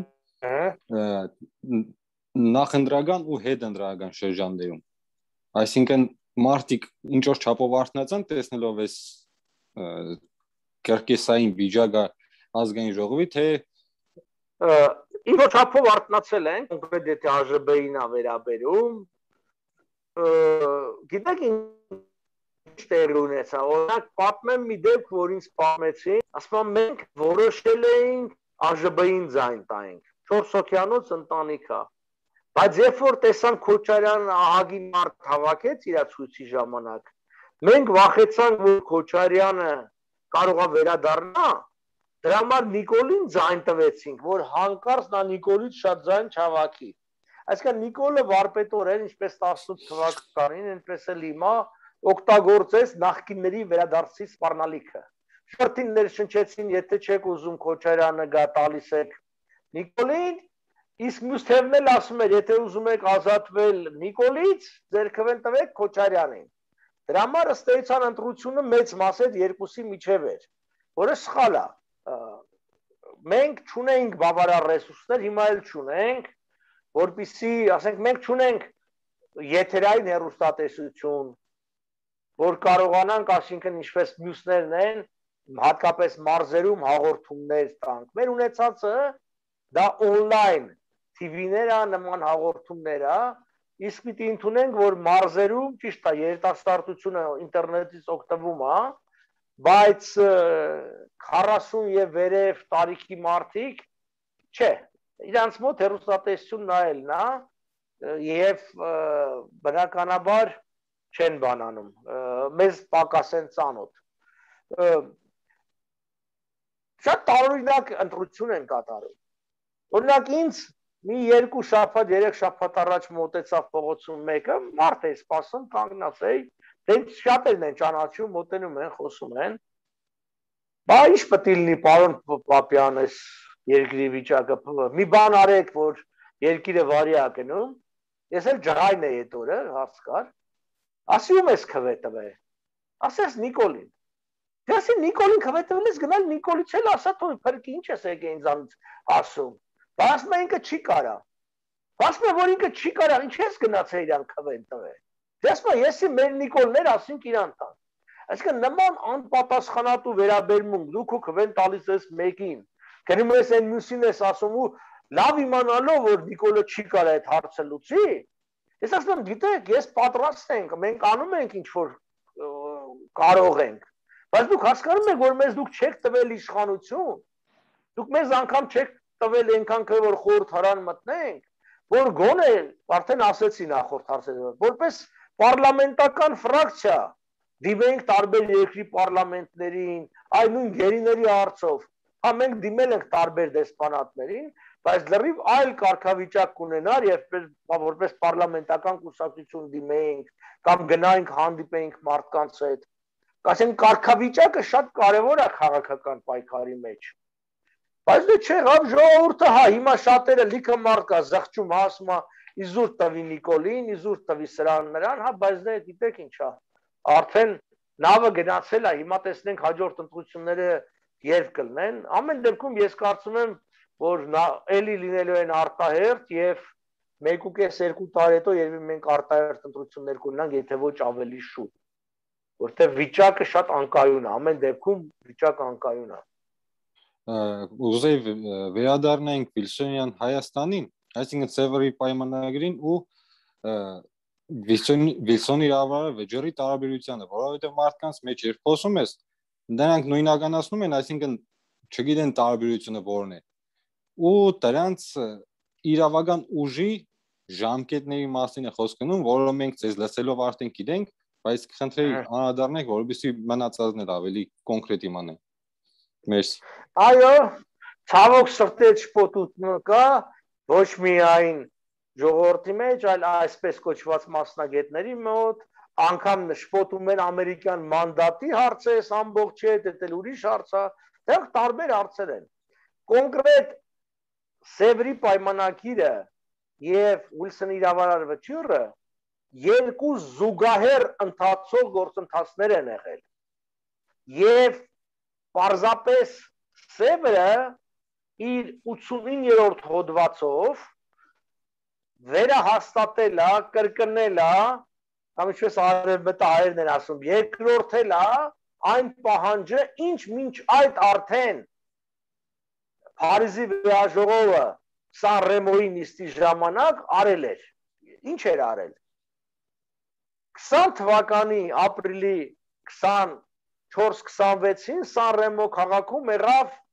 այդ Փարիզի խաղաղության վեաժողովի հերթական նիստը։ Եվ այդ նիստի ժամանակ որոշվեց միջին արևելյան երկրների ճակատագիրը։ Սիրիա, Պաղեստին,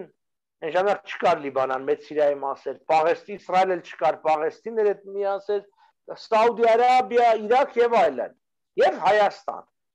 Այդ նույն փաթեթի մեջ էին։ Եվ Հայաստանի վերաբերյալ ապրիլի 25-ին Բրիտանիան, Ֆրանսիան եւ Իտալիան նամակով դիմեցին Ուիլսոնին, որպեսզի վերջինս իրավարար վճռով որոշի այդ թուրքական սահմանը։ Տեսեք, սա ապրիլի 25-ին է։ Սա շատ ավելի վաղ, քան օգոստոս 10-ն, որ Սևերի պայմանագիրը ստորագրվեց։ Եվ արդեն մայիսին ամերիկացիները տվեցին համաձայնություն, մայիսի 17-ին, հունիսին ձևավորվեց հատուկ հանձնաժողով, պրոֆեսոր Վիսկոնսինի համալսարանի պրոֆեսոր մոռացա ազգանն է, սա գիշեր, նրա գլխավորությամբ եւ աշխատանքներն արեցին։ Եվ անկախ նրանից կլներ Սևերի պայմանագիրը, թե չէ լինի Սևերի պայմանագիր։ Այս գործընթաց, այսինքն խաղաղության վեաժողովի դիմելը իսկ բավարար իրավական հիմք տալիս էր կարճ ասած։ Իսկ Սևերի պայմանագիրը դա խաղաղության պայմանագրի մասին էր Օսմանյան կայսրության հետ, որը որոշեց Օսմանյան կայսրության հետ խաղաղության հաստատելու պայմանները, որոնցից 88-ից 93-րդ հոդվածները վերաբերում էին Հայաստանին, եւ այդտեղ եւս 89-րդ հոդվածով խոսվեց հայ-թուրքական սահմանի մասին եւ Ամերիկայի նախագահի դերակատարության մասին։ Այնպես որ մենք բավարար հիմքեր ունենք հայ-թուրքական սահմանը գոնե դե յուրե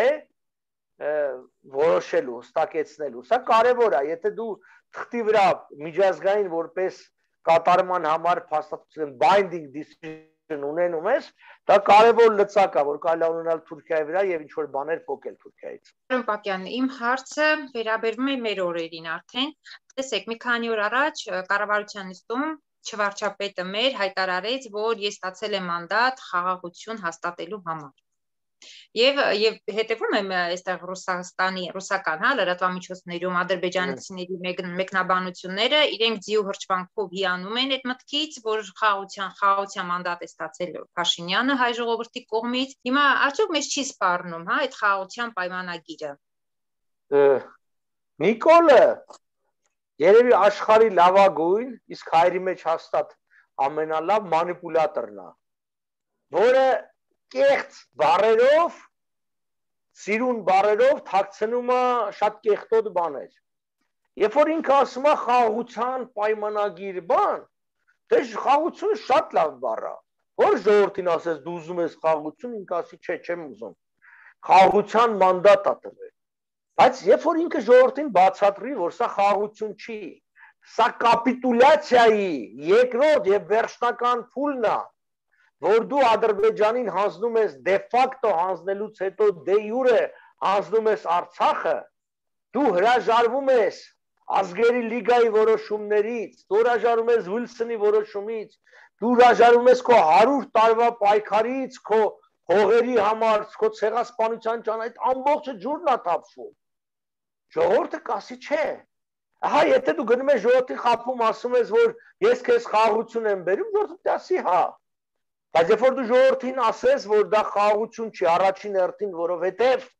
միևնույնն է դա տալուց հետո էլ, եթե նրանց մտքին եղավ Հայաստանի վրա հարձակվել կհարձակվեն, Նիկոլը ուրիշ մի բան ասեց։ Ասես դելիմիտացված սահմանը դա նույնն է ոնց որ պատշար է սահմանին, պատով պաշտպանված։ Հեքիաթներ է պատմում։ Երբ որ Թուրքիան մտավ մի քանի տարի առաջ Սիրիա, այդ սահմանը եւ դելիմիտացված էր եւ դեմարկացիա էր ենթարկված։ Երբ որ Իրաք մտավ նույնն էր։ Երբ որ խախտում է Հունաստանի այդ կղզիների սահմանը, էլի նույնն է։ Երբ որ Կիպրոս տարիներ առաջ մտավ, էլի նույնն է։ Այսինքն մտածել միամիտ լինել, որ եթե Թուրքիայի հետ դելիմիտացիա կանես թուրքերի հետ, Թուրքիա չէ, Ադրբեջանը այսօր ավելի վատն է, քան Թուրքիան։ Եվ նա զուտ են պատճառով, որ թղթի վրա գրված է, ինքը չի գալու գողանա քո գյուղացիների կովեր ինչ որ անում է, չի այրելու քո դաշտերը, հա գուցե եւ չկրակի, իրան պետք չէ այսօր կրակելը, այսօր չի կրակում, բայց ինքը անտանելի վիճակ է ստեղծում սահմանամերձ գյուղերի համար, իսկ դրանք այսօր արդեն մի քանի տասնյակ գյուղեր են, 80-ից ավել գյուղ կա, որ անմիջապես սահմանի վրա է, այսինքն հասկանում եք հայաթափել այդ 80-ից ավել գյուղերը ինչքան մեծ վնաս է մեզ տալիս։ Օրինակ ես լսեցի, որ հիմա իրանք ուրիշ տակտիկա են, օրինակ բերում են զրահմեքենաները, ավտոները, կանգնացնում են գյուղի դիմացը, իրենց տարածքում չեն մտնում մեր տարածքը, որ ասես կոն, հա։ Միացնում են լույսերը ու գցում են գյուղի վրա։ Ու այդպես ամբողջ գիշեր։ Ու այս մարդիկ ամբողջ գիշեր վախի մեջ չգիտեն ինչ է կատարվում։ Սրանք հիմա պիտի արձակվեն, թե չպիտի արձակվեն լույս, այսինքն իրանք հոգեբանական ահավոր ճնշում են բանեցնում։ Մենք ասենք նույն բանում երաստի կողմերը ականատես եղանք ուրիշ տեղնել 16 հեկտար եւ այլն ծորենի արտերը այրելու, հələ դեռ աշուն չի եկել, այսինքն դեռ չորացած չի։ Իրենք հեսա որ աշունը գա հատուկ բաներով այդ զաժիգացիլների պատրոնի դրանցով կրակում են բաների արտերի ու դաշտերի վրա, որ բան լինի, հրդեհներ լինեն։ Այսօր Ստեփանակերտում ջրի ահավոր սակավություն կա։ Մարդիկ ջուր չունեն, շրջաններ կա, որ ընդհանրապես ջուր չունեն։ Խմելու ջուր, ոռոգման մասին չեմ ասում։ Ինչի՞, որտեղ իրանքի տարբերությունն է, որ մենք ազատորեն թողում էինք, որ այդ ջուրը հոսեր իրանց, որտեղ ասում էին, վայ ոնց կլինի, իրանք ջրից զրկենք, թե հանգիստ կարային։ Իրանք գետի հուները փոխում են եւ մի քանի անգամ այդ գետերը, որոնք գալիս են եւ ջուր են տա բերում քաղաքներին, կրճատվել են։ Եվ այս տարի շոքել է, դա էլ ազդել է վրան։ Հիմա մարդը պատկերացնում եք ապրում է Ստեփանակերտում, հսկայական խնդիրներ ունի, վախեր ունի եւ դրան գումարվում է նաեւ այն, որ ինքը պետք է գնա դուլ լար դուլ, չգիտեմ, շիշ առ շիշ, ինչ որ ջուր բերի ապրելու համար։ Այսինքն այսօր Թուրքիան ու Ադրբեջանը անտանելի պայմաններ են ստեղծում հայ ժողովրդին Հայաստան մնալու համար։ Դրա համար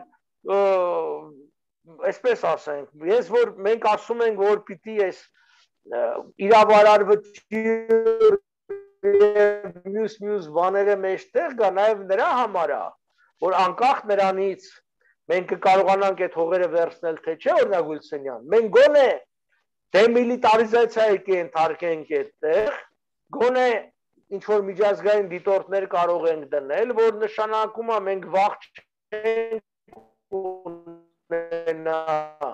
Թուրքիայից մեր վրա հատի վրա, բացի այդ նաև մենք կկտրենք Ադրբեջանը Թուրքիայից, այլևս այդքան Թուրքիան չի կարա այդքան հեշտությամբ օգնել։ Սա կարևոր այսքան հարցեր են, որ մենք պետք է լուծենք։ Այսօր ես չեմ տեսնում, այսօր ես տեսնում եմ Նիկոլի կողմից այսպես աճպարարության, խաբեության գիծը մարդկանց խաբի եւ ասի ես մանդատ եմ ստացել։ Օրինակ, այս վերջի մի քանի օրվա ընթացքում, պարոն Պապյան, որոշ արտահայտություններ տեղի ունեցավ, սենց մի թեթև կարծես թե Ռուսաստանը սկսեց հայանպաստ խոսակցություններ վարել Հայաստանին, զենք մատակարարելու պայմանավորվածություններ ձեռք բերվեց, որ նորանշանակ պաշտպանության նախարարը հայտարարեց, որ ցանկացած ոտնձգություն կանխվելու է մեր զորքերի կողմից։ Հարցս հետևյալն է դրա համատեքստում, ձեր կարծիքով Ռուսաստանը չի սկսել զգալ, որ Հայաստանում մեծ թափ է առնում հակառուսական պայքարը եւ նման թեթև կարելի ասել գովազդներով փորձում է հայերին շեղել, որպեսզի մենք մտածենք, թե նրանք մտափոխվել են ու իր պլանը տանի մինչև վերջ, այսինքն Հայաստանը վերջնական Հայաստանի հարցերը Թուրքիայի հետ լուծելու համար։ Եվ դրանից հետո ունեմ երկրորդ հարցը, այս բոլոր ամեն ինչի մասին ինչքան այսքան ժամանակ խոսում ենք, բոլորս էլ հասկանում ենք, որ շատ օրհասական վիճակ է լինել չլինելու հարցը, ձեր կարծիքով ժամանակը չէ, որ զուգահեռ տարվեն քայլեր, որպեսզի քաղաքացիական բնակչությանը պատրաստել անգամ քաղաքացիական պայքարի, ես ասում եմ պայքար, երևի թե ուրիշ բառ չարժի ասել, էլի։ Հա, եթե սկսենք վերջից, դե դա հնարավոր չի անել հատկապես մեր ուժի կողմից, որովհետև մենք ամեն մեկիս վրա 8 աչ կա եւ ամեն ինչ լսվում է, վստահ եղեք, որ այս հաղորդումներն լսվում են, ձայնագրվում են, բանն անում, այդ ամբողջ կա։ Մեզ անգամ չթողեցին պատերազմի ժամանակ, մեզ զենք չտվեցին եւ չթողեցին ռազմաճակատ գնալու մասին։ Ինչի մասին է խոսքը։ Եվ Նիկոլը բացահայտ ասեց, ինձ ասում են, որ սասնացրերը չեն ենթարկվի, հարցեր առաջանում ինչին չեն ենթարկվի, հետո պարզվեց, որ այդ նահանջի հրամանների իմասն է, դե այդ խոսակցության ժամանակ դեռ պարզ չէր վերջնական ինչ պետք է, բայց իրանք գիտեն վերջնական ինչ պետք է լինի, ու երբ որ մենք մինչև իսկ սովետաշենում զենք էինք խնդրում, որ ժողովուրդը, որտեղ ի տարբերություն շատերի մենք չենք ուզում թնդանոթի միսը շատացնեին, մենք ուզում էինք, որ ոնց ասած գոնե մեկ շաբաթ, երկու շաբաթ մարդիկ պարապեն, իմանան, չգիտեն վիրակապը ոնց կապեն, կրակելը ոնց կապեն, իրար ճանաչեն, լինեն ջոկեր, տարբեր խմբեր եւ այլն, բայց դա չարեցին հենց պատճառներից մեկը դա էր, որ չեն ուզում, իրանք մեզ չեն վստահում, մենք էլ իրար չենք վստահում, այդպիսի բան է։ Եվ դուք տեսնում եք հիմա ոնց է, իրանք որևէ մեկին չեն վստահում։ Այսօր անգամ խորհրդարանի ներսում ոչ միայն դրսից ներս մտնելու համար, այլ ներսում սենյակից սենյակ դնելու համար այդ մետաղորսիչներն ա դրած, անգամ դուրս գալու համար եւս կա, այսինքն այն հազարավոր, ասենք, տեսեք, Սերժ Սարգսյանն էլ էր գնում հարսանիքի։ Ինքը իր հետ իր վաչոյին էր տանում 4-5 հոգի իր թիկնապահներն էին, նա այսպես բանը։ Հիմա Նիկոլը պետք է գնա բան Գյումրի հարսանիքի Անայի ազգականից մեկն ամուսնանում։ 1000-ից առավել ոստիկան է այդ տանում։ Ասենք ամեն թփի տակ, ամեն այդ ձևան երբեք չի եղել, հասկանում եք, որ բայց նաև ուրիշ խնդիր է։ Սա մեր հարկատուներից փողերն է, որտեղ այդ ոստիկանությունը ձրի չգնում է, ինքը լրացուցիչ աշխատանքների համար պարգևավճարներ է ստանում։ Այդ բենզինները, որը տանում են հարյուրավոր ու հազարավոր մարդկանց, մեկ Տավուշ են տանում, մեկ Զանգեզուր են տանում, մեկ Շիրակ են տանում, փող է։ Այսօր մեր բանակը բենզին չունի, մենք չենք կարողանում հենա չգիտեմ հաղորդումս տեսել եք թե չէ իմ ընկերները, ընկերոջ ընտանիքի Ամերիկայից եկել են ստեղ էլ գեներատոր, էլ չգիտեմ վրան, բաներ ենք տանում տարբեր պոստերին, մի քանի 100 կամ մի քանի 1000 դոլարի խնդիրներ ենք լուծում, որ 100,000-ավոր դոլար էլ Նիկորը դրած էս պսխումա իրար վրա, էս ամբողջը, էտա։ Նախ ինչ են ռուսները մեզ խոստացել։ Հələ չեմ ասում ինչի համար են, դա պարզապես այսպես ստեր խոսքային դա կուտա։ Իրենք խոստացել են արդիականացնել հայկական բանակը, այսինքն ինչ որ բանա, հասցնել գոնե ռուսական բանակի մակարդակին։ Այդ ես մեջբերումներ եմ անում իրենց եւ հայկական կողմի բանից։ Կներեք, բայց դա արդեն նախանցյալ տարվա մակարդակ է։ Այսօր ռուսական բանակի մակարդակը այդ մակարդակը չի որ եթե մենք հասնենք բանլի։ Այդ մեզ ինչ որ կամ արդիականացնել, ի՞նչ է նշանակում արդիականացնել։ Մենք ռուսներից առել ենք բանել, արլաններ, այսպես դրոններ եւ այլն մի քանի հատ, որոնք բանով են, ներքին արման շարժիցով են աշխատում, որ նշանակում է, որ դա մինչև առաջին ստրելան է թռնելու, դրանք հեստ խոցելի են, դրանք ակումուլյատորներով չեն, դրանք ներքին արման շարժիչներով են։ Բայց այդտեղ այդ չի կարևորը։ Կարևորն է նա, որ 100% էլ փչացած է։ Բոլորը թերություններ ունեն, ոչ մեկը նորմալ չի աշխատում։ Ես միշտ ասել եմ, ախպեր, երկիր, որը լվացքի մեքենա չի կարում արտադրի, չի կարա դրոն արտադրի նորմալ, ինչ է ինքնախապեյությամբ զբաղվում։ Հետևաբար այդ սա հեքիաթներ է։ Թող Ռուսաստանը մեզ չխանգարի, մենք գող կլնենք, մենք զենքել կճարենք, զենքի փողնել կճարենք, թող զաստավիտով մեր վրա իր խլամը չծախի, որը տեղի է ունենում։ Իրանց սպիսատ արած տեխնիկան մեր վրա ծախում են, այդ լավություն են աշխում, որոնց հետո կեսից շատը չի աշխատում։ Այս ամբողջ, բացի որ պարամետրերը վատն են, իրանք ֆիզիկապես նաև արդեն այն չեն, հնացած են, բարոյապես հնացած են այդ ամբողջը։ Իսկ դա շատ սիրուն, դա մի քիչ հասկացող մարդը հասկանում է, որ այսինքն դա թատերական ներկայացում է։ Ինչ է ռուսական շահերը, ինչ է ուզում անի, իմ կարծիքով։ Ալիևը գցում է ռուսներին։ Ալիևը խոստացել է, որ դուք ինձ օգնում եք, ես ջարդում եմ հայերին, մտնում եմ Եվրասիական տնտեսական միություն։ Պայմանավորությունը դա է եղել։ Ռուսները օգնեցին, ադրբեջանցիները ջարդեցին մեզ։ Հիմա ռուսներն ասում են մտեք ԵԱՏՄ, նրանք ասում են չէ կներեք, այս պատերազմը չի վերջացել, խաղաղության պայմանագիր չի ստորագրվել,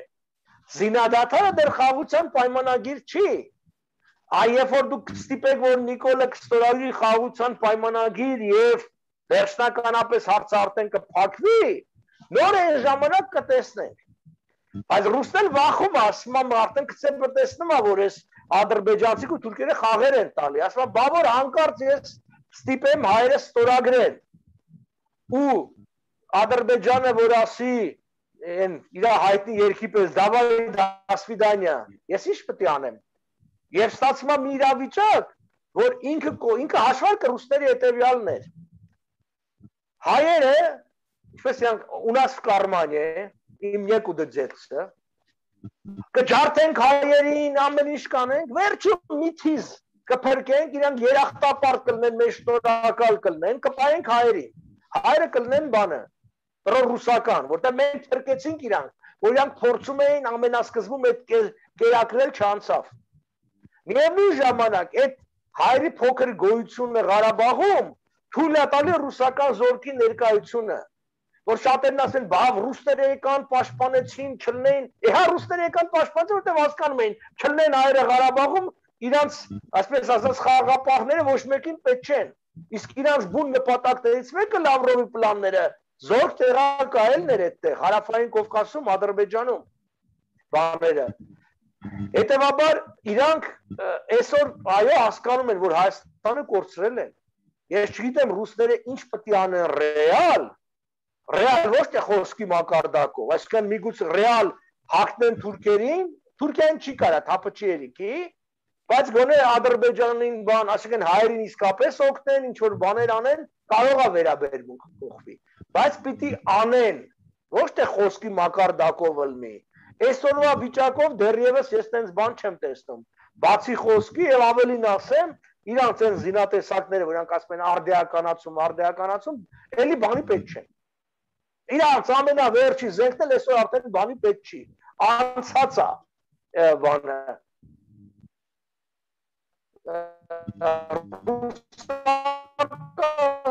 Զենքերը մեծականակ ժողովուրդների Հայաստանի պայմաններում անգամ ռուսական բանակի կառուցվածքը սխալ է։ Մեզ այդ մեծ դիվիզիաներ ու կորպուսներ պետք չեն։ Մենք լրիվ ավելի բրիգադների եւ դեսանտային կամ լեռնահրաձգային կորդիստրիլկովի, այսինքն դիվիզիաների կամ բաների աջելնի բատալյոններով պետք անենք, դա է բանը։ Այն ինչ որ թուրքերը գնացին, թուրքական կողմը, կարճ ասած լավ կլինի։ Ես ինքս ուրախ կլինեմ, եթե իսկապես ռուսները որոշեն մեզ օգնել եւ մեզ իսկապես, չգիտեմ, զենք տան եւ իսկապես Ադրբեջանին ու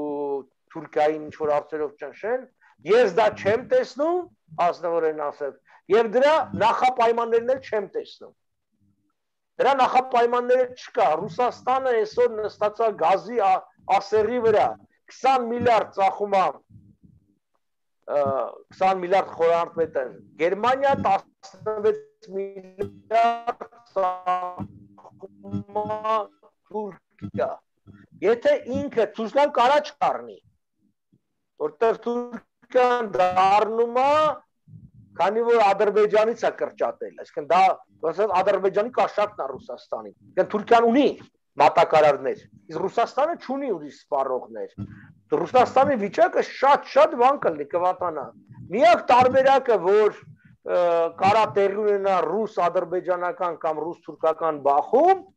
եթե Թուրքիան Ուկրաինայի կողմից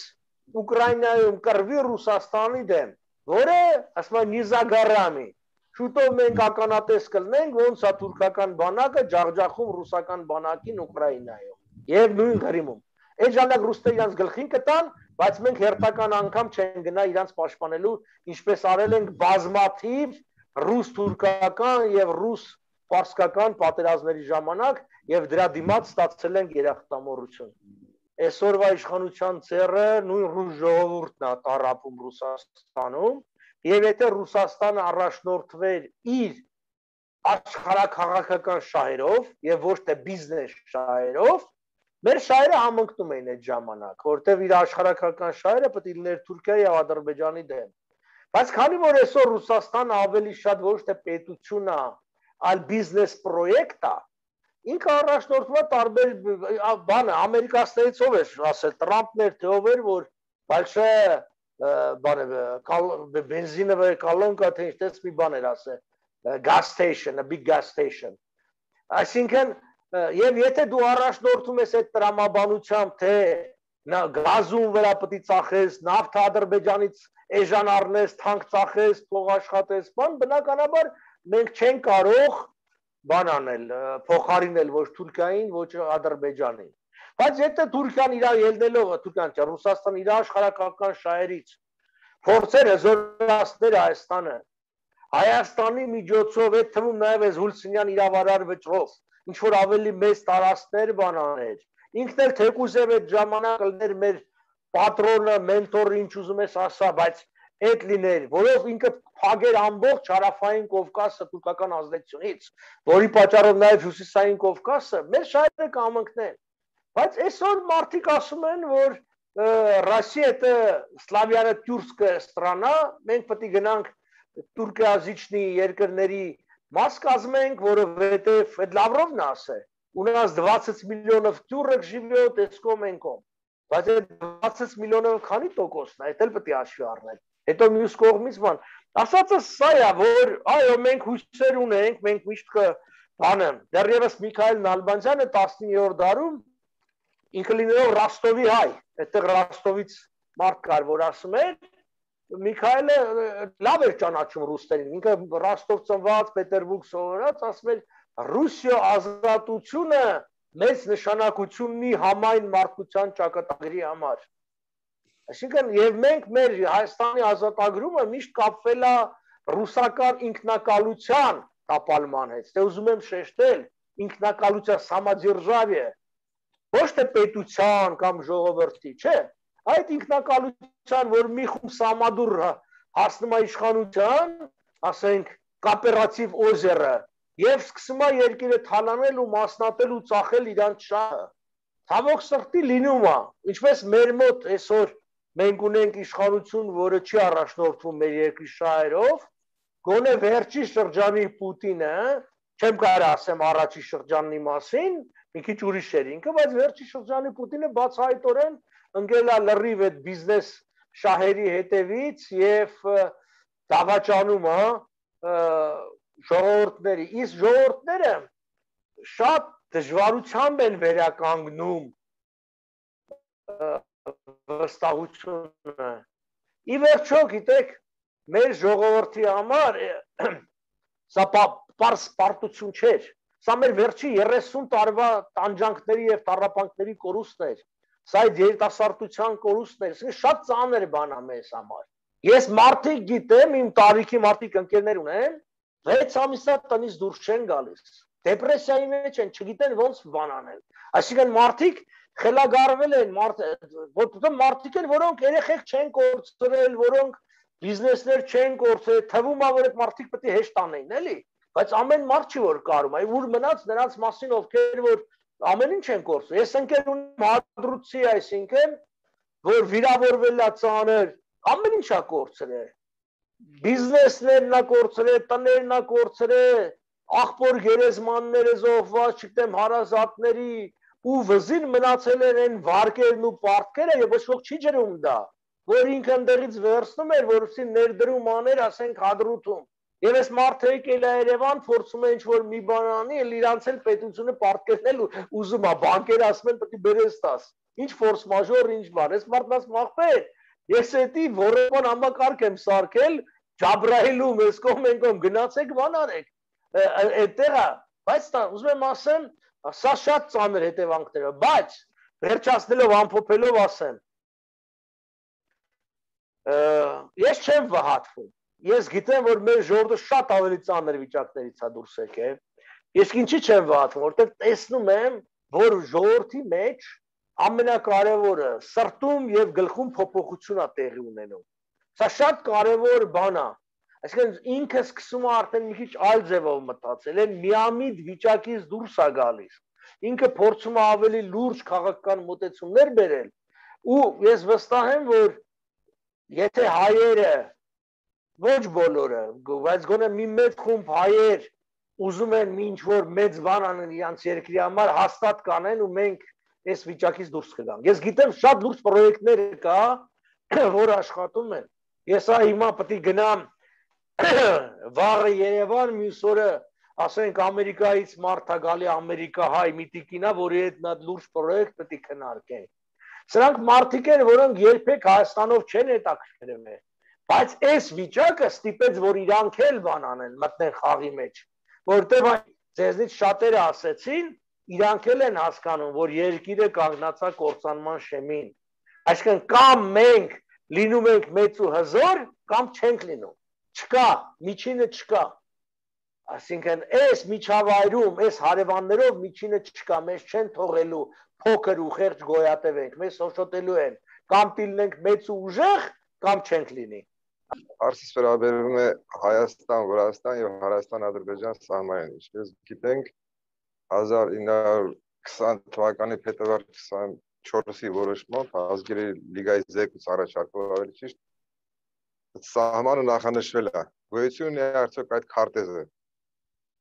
Եթե այո, այո, գոյություն ունի։ Այո, գոյություն ունի, մեջում էլ դրած է։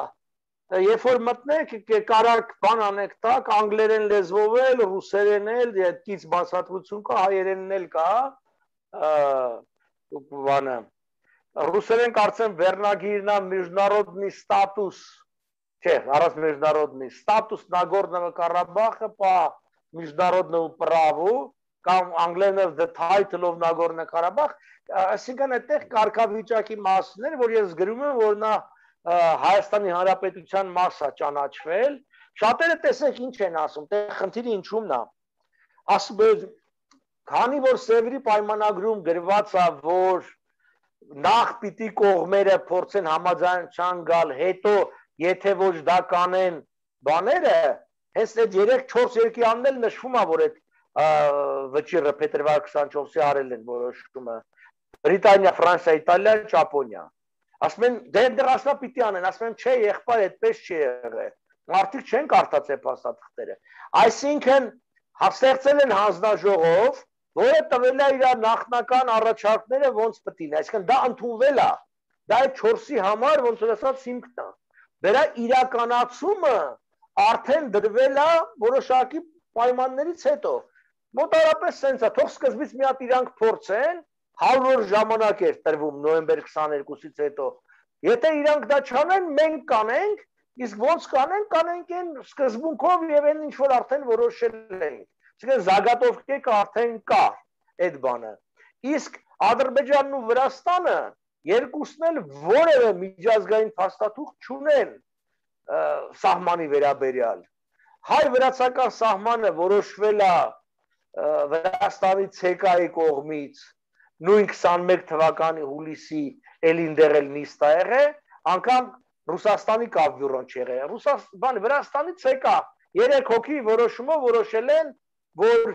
արդարաբար կիսել այդ շրջանները, այսպես ասած վիճելի, լոռին հայերին, ախալքալակը իրանց։ Իսկ լոռին հայերին, որտեղ հայերը այսպես թեմպես գրավել էին արդեն մինչև այդ լոռին բանով զենքի ուժով եւ այլն։ Այնինչ պիտի ասեմ, որ բացի այդ իմ նշածից գոյություն ունի ամերիկյան մի այլ հանձնաժողով, կոչված The Inquiry, որը հենց Ուիլսոնն էր կազմակերպել, այդտեղ առանձին բաներ կա եւ հայ-վրացական եւ հայ-ադրբեջանական սահմանը միանշանակորեն եւ Ախալքալակ եւ Ախալցխան եւ Ղարաբաղը ամերիկացիները այդ inquiry առաջարկներով որոշում համարում են Հայաստանի Հանրապետության տարածք։ Ավելին ասեմ, այնտեղ շատ հետաքրքիր ձևակերպում է դրած։ Ասում է Հայաստանի տարածքը, դրանց Ախալքալակի շրջանը եւ Ախալցխայի ենթաշրջանը եւ Լեռնային Ղարաբաղը։ Ու Լեռնային Ղարաբաղը ավելի մեծ էր, քան Լղիմը։ Ու հիմնավորում է ինչի, որտեղ ասում է այդ երկրամասերի բնակչության մեծամասնությունը 90%-ից ավել հայեր են։ Եվ իսկապես, երբ որ մենք նայում ենք 1920 թվականին, ամենահայաշատ վայրերը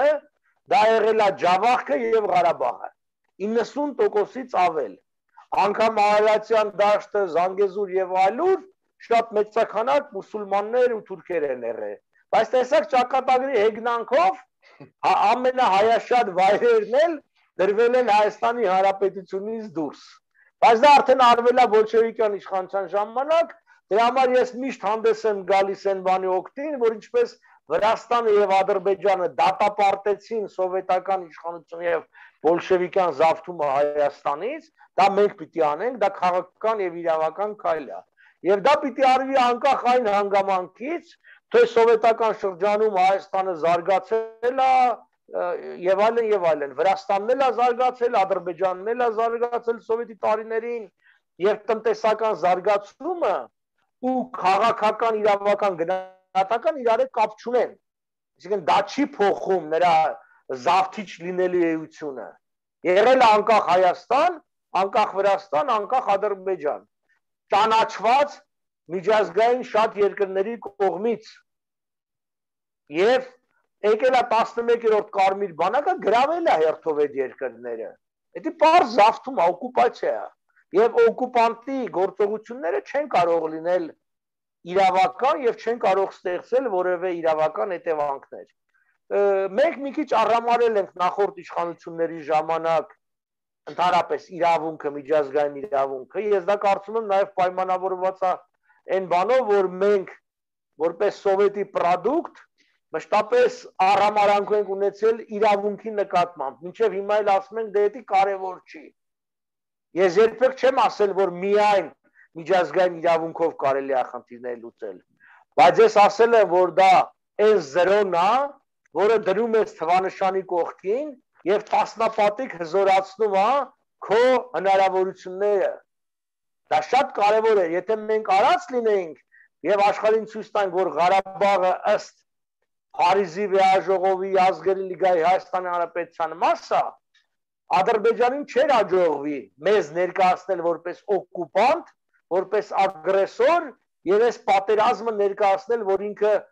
ազատագրում է սեփական տարածքները եւ աշխարհն ասում էր դե մարդը ինչա լավ անում էլի, բա գնացել են իր երկիրը գրավել են, ինքն էլ դե ազատագրում է։ Դրա համար մեր կողքին չկայնեցին։ Իսկ եթե մենք աշխարհին ցույց տված լինեինք, որ ընդհակառակը դա հայաստանյան տարածքներն է, որը բոլշևիկների խարդավանքների պատճառով դրվել է Բաքվի ենթակայության տակ, եւ մի երկու անգամ էլ Ստալինի անունը նշենք, որ Ստալինի մատն էլ խառն էր, աշխարհը այլ վերաբերմունք ունենար։ Շնորհակալ ենք, պարոն Պապյան։ Անհատներն են առաջ տարել ժողովրդին, տա Աստված, որ Բևերը լինի այդ լոկոմոտիվը, որ անպայման կուղղորի իրապես ինքնիշխան պետականություն։ Շնորհակալ ենք ձեզ։